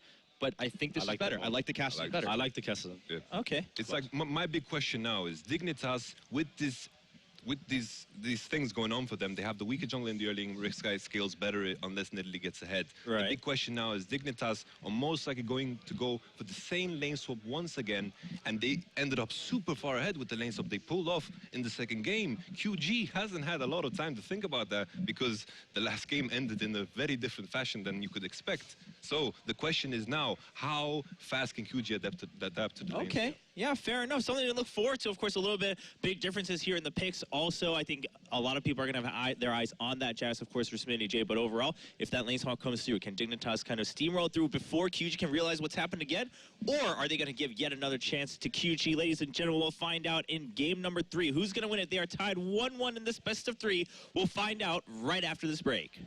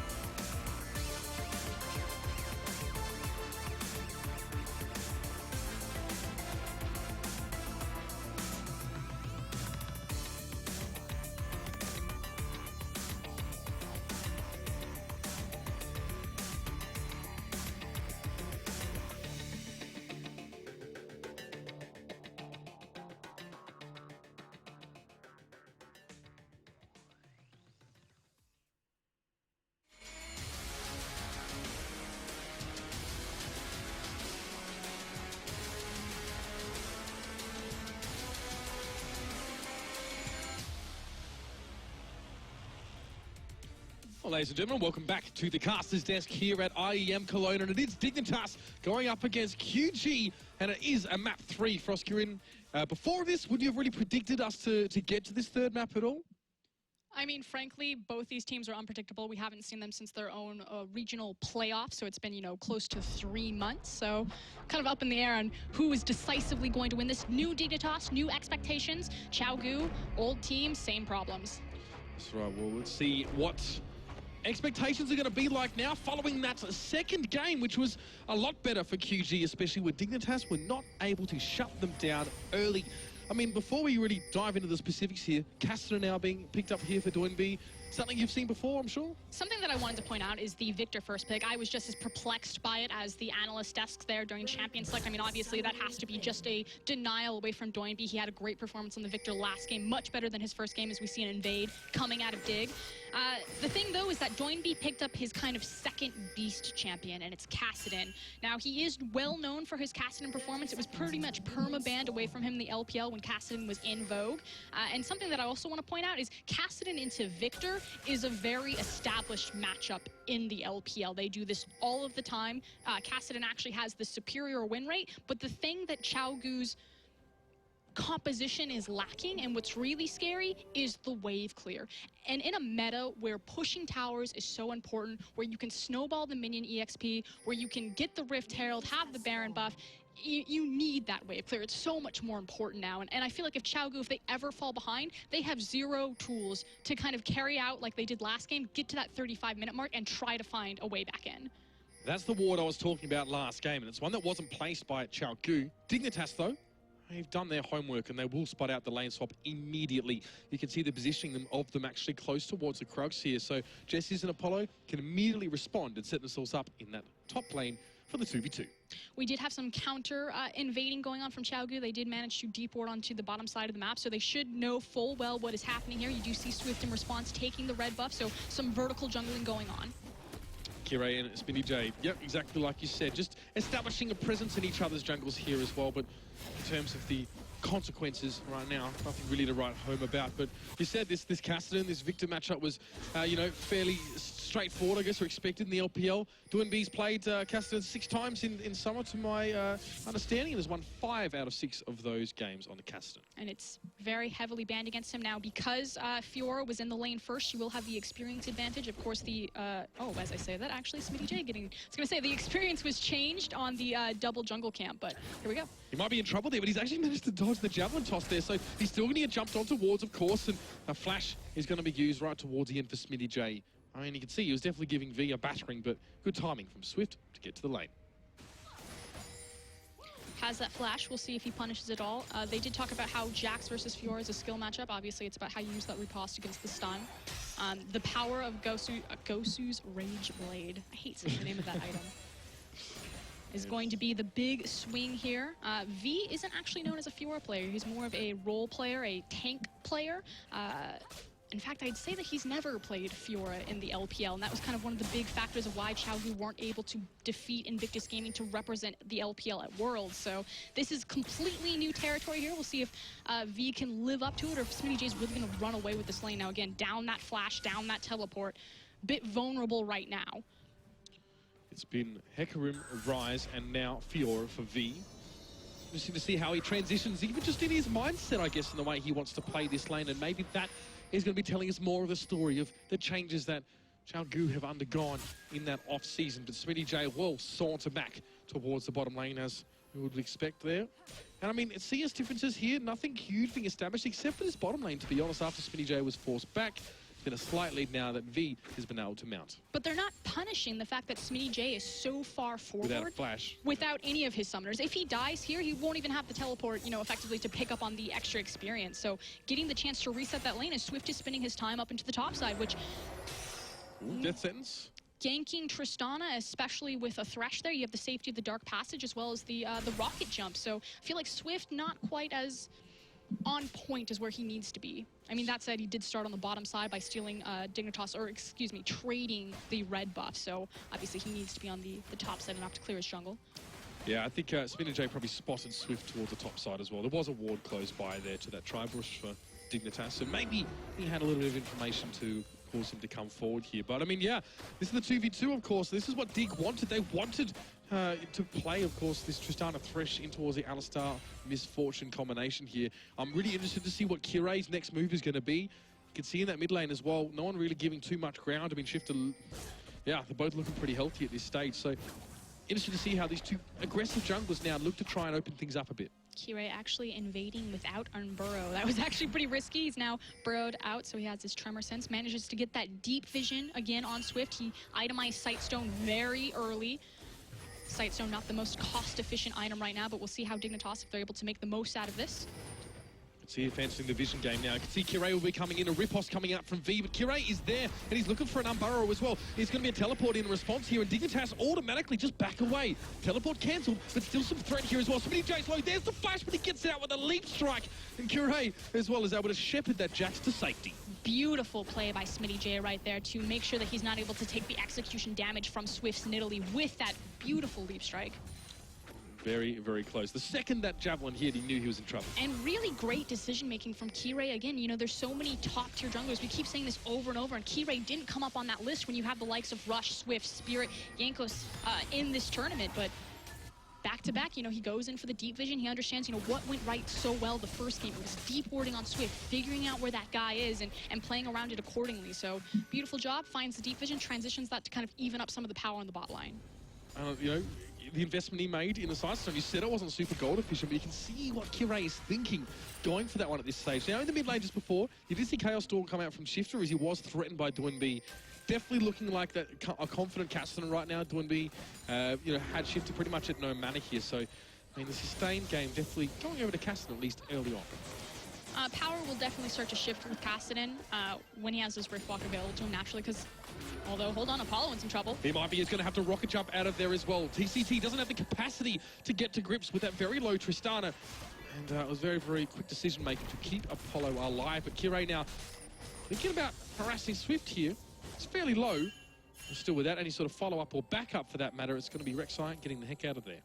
Again, continuing to apply the pressure. Doinby has to be careful. He knows he rift locks forward. Oh my, almost caught by the gravity field. He's able to get out of that before it procs and somehow avoids getting completely jumped on because Qiao was waiting in the wings. And look at the Ionian boost of lucidity so early out from Doinby here. If that gravitational field had landed, I mean, that was pretty much... I think you would have flipped the table. You're about to anyway. The arms were up. You knew that Qiao was in the area because he was spotted out by Swift. Doinby, I mean, that's not a lot of respect for a jungler that's been pretty much, you know, controlling the pace of this game, of this entire series. It's almost like after last game, he's got a feeling that Shifter does favour that more passive play, and so Doinby wants to try and make the use of some of those aggressive openings, but that almost blew up in his face, literally. Qiao, again, very active, this man. You can see him back and forth across the map, always just clearing house, putting pressure on QG here. I mean, to be fair, he hasn't actually been able to do much with that, and he's fallen slightly behind in farm as a result. But you've got a feeling that eventually his effort's going to pay off. Well, that's really supposed to be expected in terms of Swift. Swift is very good at, you know, people think of him as an early aggressive jungler, which he can show that, but he kind of has two modes. It's either super aggressive, I'm invading your jungle at every point, or I'm just really farming up, and he's very good at that naturally, as Nidalee is. Word Rush was used there by Qiao to get close towards that top side. It was maybe thinking it might coincide with the death sentence, but was a bit too much of an overlap there as well, and Qiao is going to actually do a bit of farming, get himself some of that money. Swift again looking forward. He won't find a heck of a lot towards that side of the map. It's pretty much been cleared out of at least that red buff, but he wants to go towards a mid. Blue buff going to be given over to a Shifter as well, which was his problem in actually the first sort of 5 minutes. It was his sustain. He left lane with no mana and sort of quite low health as well, so he'll be relishing the chance to be able to spam a little bit more. Qiao again looking for a very aggressive evade, trying to set down these deep wards, checking on timers for Swift. This is risky. Smitty J's flash is again available, and you never die of a Jax. Well, that was the old saying anyway. It's still fairly true. He does hit the javelin toss. Okay. Oh, so they might go in for this one. It's tentative. It's so funny. You kind of know what's happening. They're circling like vultures. And Smitty J, he's going to have to be quick on his feet. Grandmaster's Might has popped immediately, but so much damage is going towards him. He's not going to be able to get the stun. And QG now can pull him apart, just like vultures. First blood towards Swift. I always do enjoy it when teams choose to gank the teleport just because you know exactly what kind of numbers advantage you're going to have. But meanwhile in the top lane. The flash forward from Jesse's. He doesn't land the box, and TNT now going to get knocked up. Qiao got there at just the right time. Apollo flashing forward. He wants to secure that kill towards TNT, but Jesse's, he gets the auto attack in and takes it for his team. Beautiful cross-map play from Dignitas. They know that Swift is in the bottom. They know that the resources were expended, so they immediately gank on the opposite side of the map. Now, V, because he was low health, he wasn't able to follow up and assist his team with the teleport. V now will at least be able to take this blue away. You can see just how keen Dignitas were to fight there. Jesse's flashing forward, going for the flay box, and eventually managed to find it with Qiao getting involved there. And you can see Dignitas's capacity to create these picks, of course, now with their team comp is looking pretty darn scary. That's something that I really love about Dig's team comp that the analyst us was talking about a bit. It's kind of, they have everything that they need. You know, you have the wave clear, you have the pick potential with the death sentence, you have late game scaling power on the Tristana as well as Jax, you know, being a very item dependent champion, having more ambient gold in this current meta of League of Legends. So it's kind of like this all-in-one beautiful mash, whereas again, Xiao, their comp has very clear weaknesses and they cannot afford to fall behind again this game. Not only are the weaknesses clear, but the intentions also, at least if you're Dignitas. You can see a little bit of what Qiao wants to be doing, or at least towards that mid-game as things do progress a bit here. You saw top outer turret not able to be taken away here for Dignitas. It was TCT getting there in the nick of time. But I said before, I foreshadowed it almost unintentionally. I want to see now how these junglers get involved with some of the aggression. And like you said, the cross-map play was good. And Shifter there being pressured heavily by Doinby. Speaking of jungle play, we've got both junglers being very aggressive, very forward. Qiao starting to even out the CS advantage that Swift had. Of course, he still has to compensate for the fact that Swift got the first blood gold in his pocket, but now, again, looking for that gank path with the Unburrow on the back of this lane. Again, this has come from this angle before. V, close-ish to his turret, to be fair. It's does need to be careful because Doinby has the teleport available as well as the flash for Fiora, and it doesn't translate into anything. That's right. Qiao just sending a message there as he makes his way towards the bottom lane briefly. Smitty J, for some reason, wanted to go back in there as well, and it does trade out a little bit. Just some back and forth, maybe some mind games as well, indicating that Qiao might still be there. He has since left. See the top side, Apollo just going to pop that ward down as well towards TCT, and again, just try and give Dig that foothold. It feels like Qiao, you know, still wants to try and apply that pressure via vision, but in the last few minutes, hasn't really been able to get too deep. I mean, if you look at it, though, they still have deep wards on the top side of the map, which is allowing Dignitas to have that pressure forward. But here we go, mid lane. Going to be able to get out of that gravity field quite quickly, and a quick trade is a good trade if you're a Kassadin, and he manages to get out ahead in that one as well. A couple more of those, and Shifter will be starting to feel the pressure, as Swift is already going to be making his way up as well, maybe trying to open up some sort of opportunity. You can see straight away ward over the wall. Shifter's having none of it. I know Yamato really likes Kassadin. I am kind of in the same boat, although not necessarily in this comp. I just think that when Rod of Ages was really changed a few patches ago when it became strong, it really took Kassadin online. Likewise, we also have the changes to his W, but in the bot lane, V, under pressure. He tries to flash away from the Unburrow when does. I think he still got stunned up with the last little tick of that counter-strike, but still gets away. I keep looking, and I'm like, there's no way that he's going to die right now, but they do force the flash. Still gets something for that gank there. Kirei coming back for another crack at the bottom side, but again, flash away from Fiora.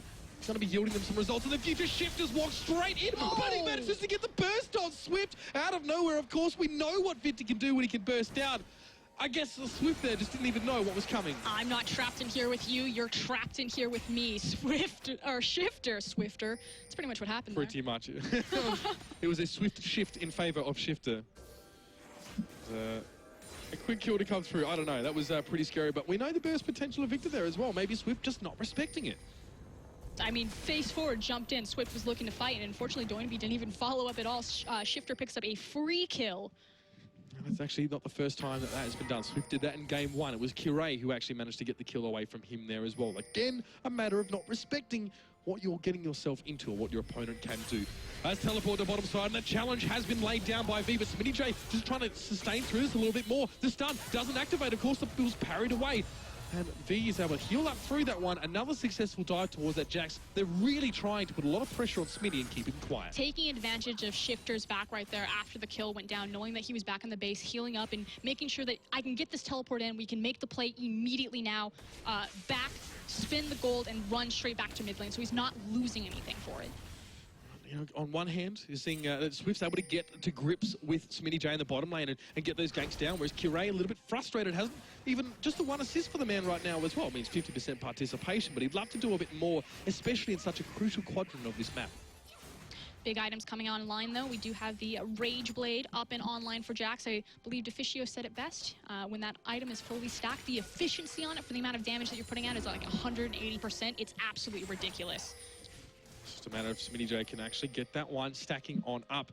See recalls here as well. Kirei's heading back, and Jesse's as well. Always just checking that river as well. Not quite sure of where Swift is going to be. He's been a menace thus far.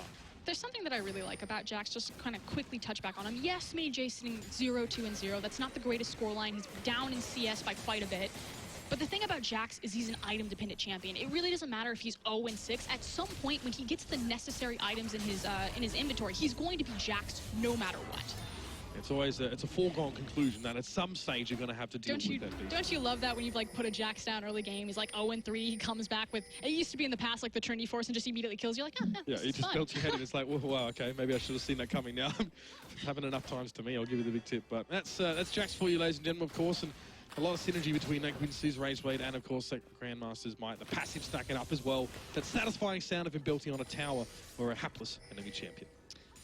Here we go, though. 2v2, Fiora, Nidalee versus Rek'Sai and Jax. Again, Dignitas, this has kind of been their MO. As soon as they think that they have any sort of advantage anywhere, they immediately translate that into deep invading and pressuring into Swift's jungle. Swift trying to outmaneuver them a little bit, but is spotted out by the pink ward. Yeah, I mean, he wasted no time in trying to clear that out, but he might find himself in a little bit of danger here. Smitty J is going to try and get to grips with him as well. Swift going a little bit low, but Smitty J, where's the follow-up? Where's Kirei? He's not here. Smitty J still gets the kill towards Swift, but he's not going to be able to sustain through the damage for V. And Kirei, well, he just has to look on in dismay as the 1-for-1 goes down and backs away. I mean, again, you're taking the 1v1. It's not the worst trade. Now Jax resetting himself, has that kill on the board, so taking a little bit of the kill gold back with him, but kind of a miscommunication there from Kirei as well as Smitty J that he wasn't next to him to make that a 2v2. Not the first time that's happened, in fact, as well. We saw Smitty J go aggressive in that bottom lane as well after Kirei had actually already left. And yeah, new roster, I mean, communication is key, and it's something that's going to take a lot longer than a couple of days to work on. But those are the things that reveal those particular deficiencies in your team dynamic. And here's TNT and TCT. We're just over towards that in the middle lane, though. Sorry, 2&B. It's getting bursted down, and now, like you said, that power starting to shift a little bit more. But there's TCT. He's going to go for the knock-up, but he's caught in the gravity field. And Shifter and Kirei cool men don't look at explosions or cows being caught in gravity fields. Good vision from Dignitas, spotting out Qiao, making that roam onto the mid lane, making sure that Kirei was in position to follow it up to have shifters back so that didn't turn into something more. And again, they've done such a great job with their vision control against Qiao.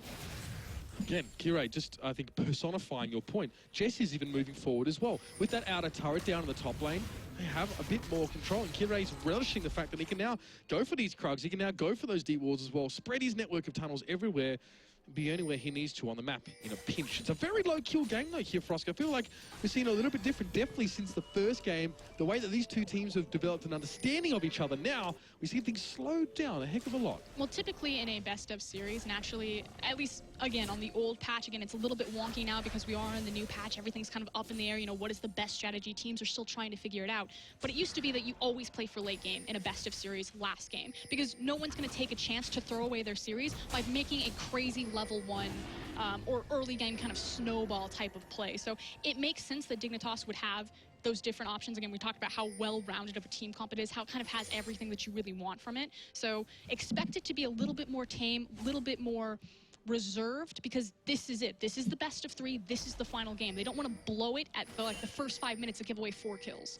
And we look towards with great interest to when we do hear that critical mass, when all of a sudden it's gloves off and on for young and old, and these teams are starting to brawl, but they're now trying to lay down this groundwork. And dragon work as well being done here for QG. Just going to pick that one up. Even with the health pool of outer turrets increasing, it's still not an issue. But Jesse's now getting knocked up, getting completely caught out and absolutely nowhere. There will be no follow-up. There will be no funeral. He falls on his own. And suddenly there are 4 members of Qiao in a single area, and they find another kill and pick up an objective. The Dragon has still been very important to them over the course of this series, and frankly, there's no reason for Dignitas to try to face check into that. Strange. Very, very strange there as well. Smitty J as well. He's actually found himself in the top lane this time as well after that tower finally going down. And it was very elongated sort of period, of course, of that lane swap for 2v2 on the top side. But now it looks like people are moving a bit more. Duanbi might be caught here or not as he comes forward as well, just to try and insult to injury TCT and TNT. And the bouncers have joined him in the mid lane as well. And Swift isn't too far off here, so maybe some grouping here. Maybe some roaming as 2s or 3s. Really starting to see some CS deficits open, especially in that top lane between V and Smitty J. That's about 30 CS. Every 13 is worth a kill worth of gold. You got it. Stole straight away with that Prey Seeker. It is important, though, that Shifter doesn't have it, however. That is true. He would be ruining the loss of that regeneration there. So QG still forcing that to go over towards maybe the less, well, I mean, far less than ideal champion in Kirei. Doing B as well. Just looking to be coming again. Problems with Rexat. You know, her huge mana pool. Yeah, that's right. He's loving the CDR though. At least he's just it's totally worth it, of course. But someone had to take it, and well, it was just as well it didn't go over towards QG. But you can see Duanbi there pressuring Shifter, maybe hoping to see abuse some of his cooldowns, and you know they're still playing the lane here. This is a very elongated lane phase. Dangerous though. Hold on, I'm watching Kirei. He doesn't have Jesus with him. There he goes. Okay, so he doesn't commit too deep right there. So Justice might want to try and cause some trouble over here in the blue side of the map, as it was a ward that went down again. Those two roam together to get the vision. Apollo has found an opening towards TNT, but he goes forward. Oh, buster shot, okay.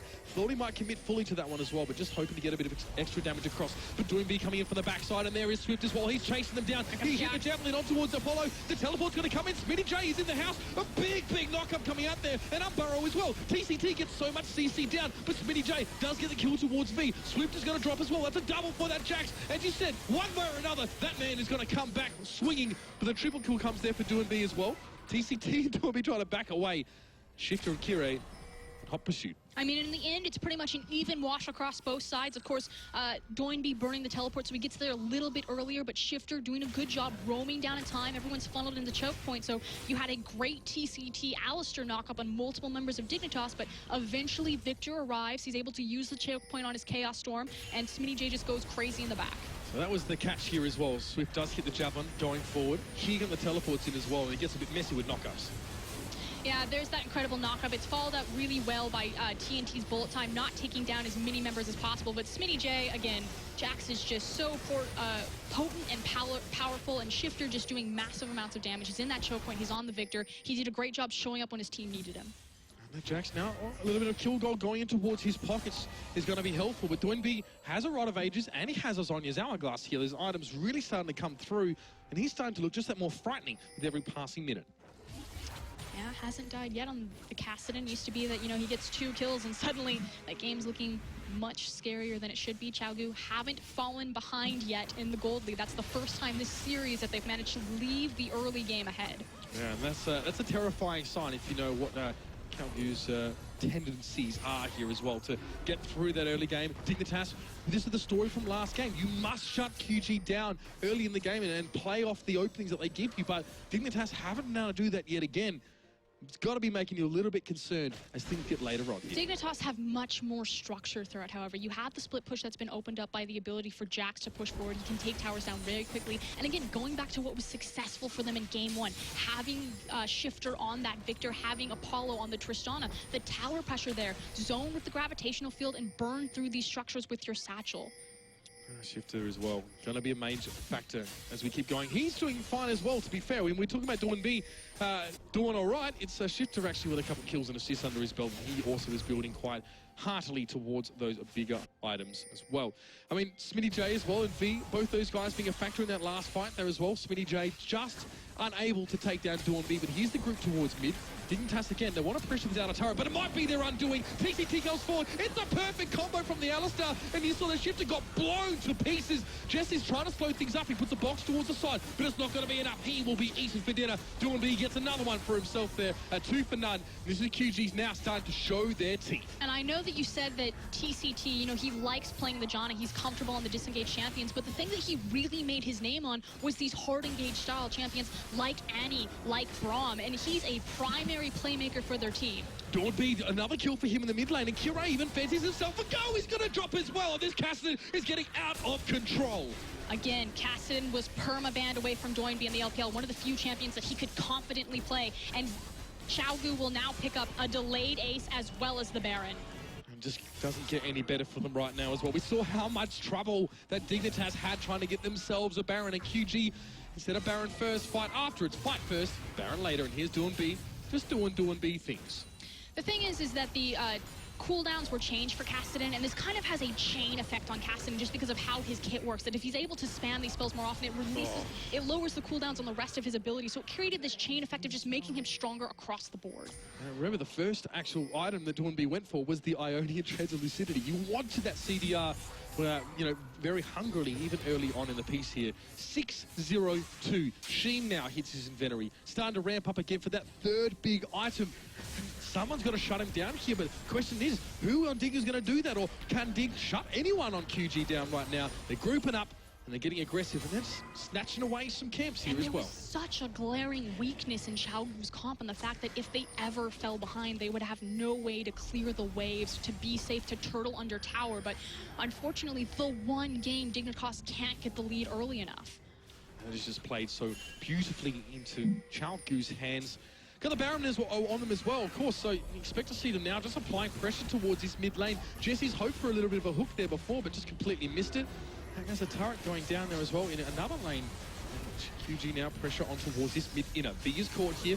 They'll be flayed back, but he's able to shrug that off as well with a riposte. And what the TCT going in? I think that was a buster shot forced out of Apollo to force him away. Inner tower down, and they continue to go forward. Good dodge with the Hourglass to make his way out of harm's way. Now the Hourglass is coming in very, very big for QG these last 2 games. They want this inhibitor turret, and they're not going to stop at anything to get it. Jesse's is low, puts up the box. He's able to get away, but the inhibitor now will fall. QG are knocking on the door, not with a fist, but with a battering ram, and they're not going to stop here. Doinby now just forced away a little bit. They just get that inhibitor, of course, with the Baron buff, and they, well, got their bang for their buck with that buff, no doubt about it. Using the Baron, breaking the inhib, Dignitas are exactly where they don't want to be. That said, they do have the tools on their composition to attempt to turtle here. You have the wave clear from Tristana, her explosive shot. You have Victor with his laser. We'll see if the new patch has kind of put this pushing power over the edge, and if Qiao can be as decisive in their team fighting as they are in closing out a game. One thing that the analysts sort of pointed out at the start of the game is that there's not a heck of a lot of hard engaged potential on Qiao. So if they really want to go for that fight, I mean, like you said, Dignitas have the resources. Yeah, look at this. Doinby just chased away like 4 people.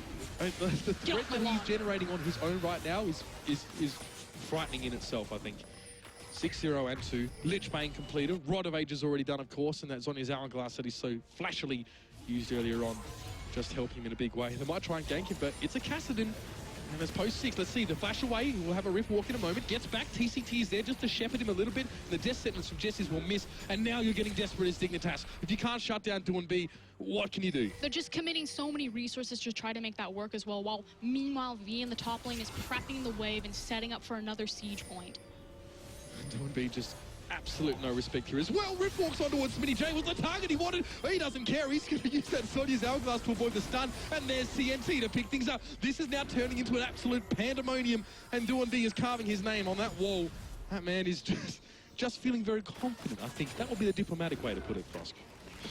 Yeah, that's one way to put it. And now we have split pressure coming out of Qiao. They're pressuring the top lane as well as the bottom lane. The death timer, again, very heavily punishing on Smitty J, so they don't have an answer. There's no one to send top, and Qiao should get 2 towers for their trouble. Just so ridiculously easy for them in these last couple moments to start to get those important objectives. And now, you can see Do and B, he's not with the team, but he has a teleport available. And of course, the split push in the top lane. It's V pressuring down. And now all those inner turrets have been destroyed. And it's just the inhibitor one standing, QG. And you can see that how Dragon hasn't really been a big issue. They've used Baron to its full extent. Hello? Yeah, not really responding to that one there. V is going to work on this one here. Teleport coming in as well. And maybe we'll have a fight here as well. But do you see Dignitas pushing forward? Smitty J knocking out a land, the stun here as well. A bit of damage returned towards him. Unburrow comes up. Do and B does get the kill as well. But Qiao getting pulled out with the lantern. Beautiful stuff. They managed to hold V in place. But is it enough to kill him? I'm not sure. Jesses falls down. It's a double kill for TNT. 3 players for Dignitas have fallen. And they've made a fight in their own base. And they might pay for it with the game. Oh, absolute chaos as they pick up another kill. Because Apollo just going to get completely jumped over. That is the clean ace. And for a moment there, I kind of stopped mid-sentence and thought QG might stop. But I guess I don't know them as well as I possibly should. They're going to push on towards this Nexus. And ladies and gentlemen, we have our first semi-finalist. QG have made it through over Dignitas in a very impressive display as well. Shaky to start, but they finished strong. And Dignitas looked so good with their new roster, coming out very definitively in their first game. Second game was really theirs to lose. They threw it over the Baron. I don't know if it was morale, momentum, but they decided to go into the late game, and you just cannot give Qiao that type of room. I mean, they didn't have the wave clear. If they ever fell behind, it was going to be disaster. And, you know, they came even into kind of the mid-game, the big 5v5 grouping, and were just able to run Dig over. Defined weakness, and it's been quoted many, many times of Qiao was falling behind in the early game, and they still managed to draw things back later with good team fighting. When you do well in mid-game, and then you go towards that team fight orientation in the late, well, it seems just that much harder to deal with there. Very quickly, Frosk, I mean, you know, you knowing this team fairly well coming into this tournament, seeing them play now up against Dignitas, has this alleviated any of the concerns you had about them going forward, or is this just that first step and there's a few more challenges to face? If anything, this is even more concerning because it shows that 3 months ago, Qiao are exactly the same team as they are today, and the game is entirely and very different. Dignitas did well. I think they blew expectations out of the water on how they showed up on their roster, especially in their jungle talent. Qiao looking fantastic. Smitty J showed up really well, and I think there was a lot of question marks there. But at the end, you know, no one really expected much from this side of the bracket. You know, the Dignitas, the Qiao, these teams, we haven't seen them since they played in their regional qualifiers or their playoffs for North America. And, you know, no one knew what kind of form was going to come out. Qiao, they have the exact same weaknesses as they did then. Dignitas showed that on their new carries and their jungler that there's talent there, but again, you know, it's kind of like Yamada Kane-sen. It's the long plan. It's now about, you know, building it up. They had a sub in their support position, so you can't look at this series and be like, okay, they won, they're in the semifinals, Qiao looking good. At this point, I'm like, that's a pretty worrying trend. Yeah, so maybe it hasn't alleviated all those concerns, even seeing them get a victory here as well. And a team that has had a break and is now still, as you said, applying that same approach to the game. I mean, their next opponent is going to be Fnatic, who themselves, of course, have changed in a big way. Do you think this is a team that's going to be able to punish those weaknesses a bit more, perhaps? Or not? I mean, the question comes to decisive early and mid-game shot calling to get the snowball down, and naturally Fnatic kind of lost the jewel of their crown, Yellow Star, in terms of their shot calling. So again, another big question mark, and you know what kind of form Fnatic's going to come out. That said, you still got great bones in Reckless as well as Febevin in the mid lane. I mean, I know Papa Smithy and I were kind of talking about this at length. Is, you know, who's the best player at this tournament? You know, everyone talks about Spirit being this god tier jungler, but I think Febevin, in terms of his most recent performance at Worlds, he looked fantastic. And I kind of have to point, like, who's the all-star player in this tournament? I think it's Febvin. We don't know what form Fnatic's going to appear in, if they're going to be able to rebuild their dynasty with the loss of Yellow Star and things like that. But they've proved over and over again as an organization that they can rebuild, and this is going to be the big proving ground for them. Well, QG have passed their first tryout here at IEM Cologne, and for all the information on that, we're across towards the stage, and V has a post-match interview. Thank you so much, Uber. Great job, you guys. I am joined by Rachel and, of course, V, who has been so lucky to win here. First off, congratulations. Coming out of China, this is your first international appearance. Job well done. How do you feel? 首先恭喜你今天战胜了 DIG， 这是你们第一次出国比赛，你可不可以给我们告诉我们你感觉怎么样？对于这次出国比赛挺兴奋的吧，也挺期待的。So we're really excited competing internationally for the first time, and we were really looking forward to it. Now, obviously, Cologne, Germany, great city, lots of esports here. How's it been playing with these fans here and seeing them and kind of seeing the teams? 所以这是你们第一次在这种欧洲观众面前比赛，你就对这感觉怎么样？然后看见这种气氛。我觉得对于欧洲的电竞氛围，我觉得挺不错的吧，就比中国好一点，我觉得。So he's pretty happy about it, and he thinks it's a little bit better than China. 然后也可不可以问你，就是你对于这么多外国战队，看见这么多外国战队，你感觉怎么样？挺期待与他们的交手。So we're really looking forward to playing against all these international teams. Excellent. Now, I do have to ask, obviously, Fnatic, they're the guys that are waiting for you tomorrow. What do you do now? Tonight, with the guys, how do you spend your evening? 所以你们明天要跟 Fnatic 比赛，你们要做什么样的准备？这个只有晚上回去再讨论了。So we're gonna go back and decide this. Well, we wish you the best of luck. Anything you'd like to say to the fans that are supporting you at the moment? 最后有没有什么话想跟粉丝说？谢谢大家长久以来对 QG 的支持吧。Thank you so much, everyone, for supporting QG. Thank you very much. Congratulations again, and we'll see you tomorrow. Thank you again, Rachel. Guys, lots of breakdown. We'll pass it back over to you. Thank you very much. Of course, congratulations going out to QG. And I mean, very different ending than perhaps a lot of us expected after seeing that game one. Game one, they looked, pretty good. Sure, they had the mistakes, but it was going to be pretty much a reverse story, right? If game one carried over, we would have been sitting here saying they looked pretty good. You can't give them too much credit, but they look like a pretty good roster. But here we are saying the pretty much exact same thing about QG now, where, like Froskurin said, the mistakes are still there, their weaknesses are still there, but it was good enough to carry them over Dignitas.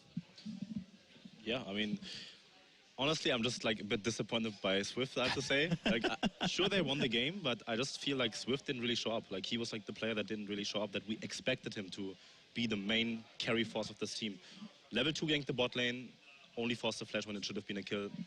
But overall, just, yeah, the second Fiora got ahead. They pretty much got that match, and then this bot lane fight happened in the tri-brush where Cassin ended up with like 3 kills. After that, I was like, okay, this game is done, because after that you have no like winning condition to actually come back into this game. And overall, I think both teams drafted a bit poorly in my eyes. There's like a lot of stuff that you can do right now in the champion selection, and yeah, first picking the Victor was like, in my eyes, a really big mistake. Very, very strange. Then answered with like a blind pick in Italy, just pick the Rek'Sai away. It's like, why would you not do this?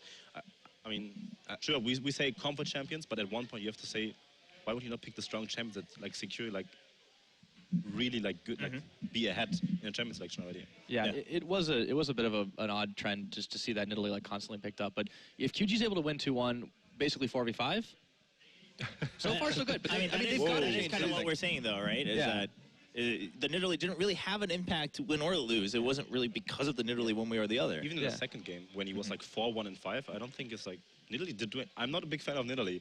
I think Nidalee is just not a very good champion in competitive play, because yeah, if you're the better team, then sure, Nidalee looks good. But if you're like evenly matched, Nidalee is not that good. And there are a lot of ways to actually answer Nidalee, like Kalista, for example, or maybe even Trundle.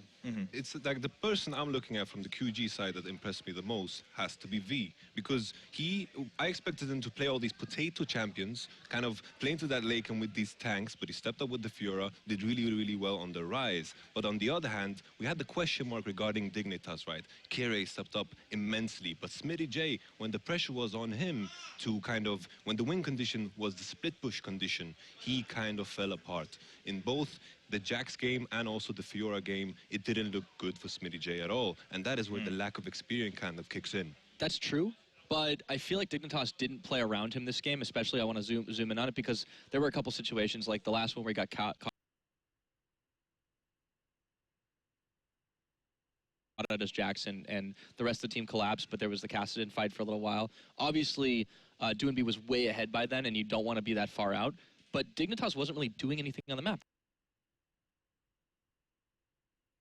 They weren't setting up any pressure for him. They weren't allowing him to split push. And if that's your binary strategy, split push or back off, if you're behind, you're not going to win. But to be fair, if we take a look at the first game, of course, Dignitas took it home because of the Baron. But if we take a look back, Qiao created a massive lead for Smitty J, but still a Hecarim that was 0-2 managed to get a kill on Smitty J. So my question still remains, Smitty J needs to step up and needs to improve. It could be, but like you mentioned, I think it is important to note again, kind of a big I guess, appearance for Smitty J, and of course the entire Dignitas roster. You really got to give credit there. Yeah, they did get the win, but now the big question remains. Is QG, okay, fine, you won against Dignitas. How much is that going to mean when you have to go up against Fnatic? And this is a big test for Fnatic too. Can they keep kind of that strength that they had as a brand from the previous year? Because there's high expectations coming in. We'll have to wait until tomorrow to find out. I think just coming into this game, Fnatic was probably just looking at the champion selection. I was like smiling already. It's like no matter who we face, I think Fnatic should be fine probably tomorrow. Yeah, we'll find out. But I think you're probably right. They're probably sitting over here thinking like okay, yeah, tiny little smile. Tiny little smile. Yeah, a little bit more comfort. Like smirk. Yeah. Yeah, we'll have to wait and see until tomorrow. But before we get to tomorrow, we of course still have another match coming up. And as we go to a break, ladies and gentlemen, don't forget that you can catch everything you want to know about the league stats, the scores, and all the news with the Score Esports app. You can download it for free on the iOS App Store or Google Play and keep up with all the action here in Cologne. After this break, though, we'll be coming back with our next match of this tournament. It is going to be Cloud9 versus H2K.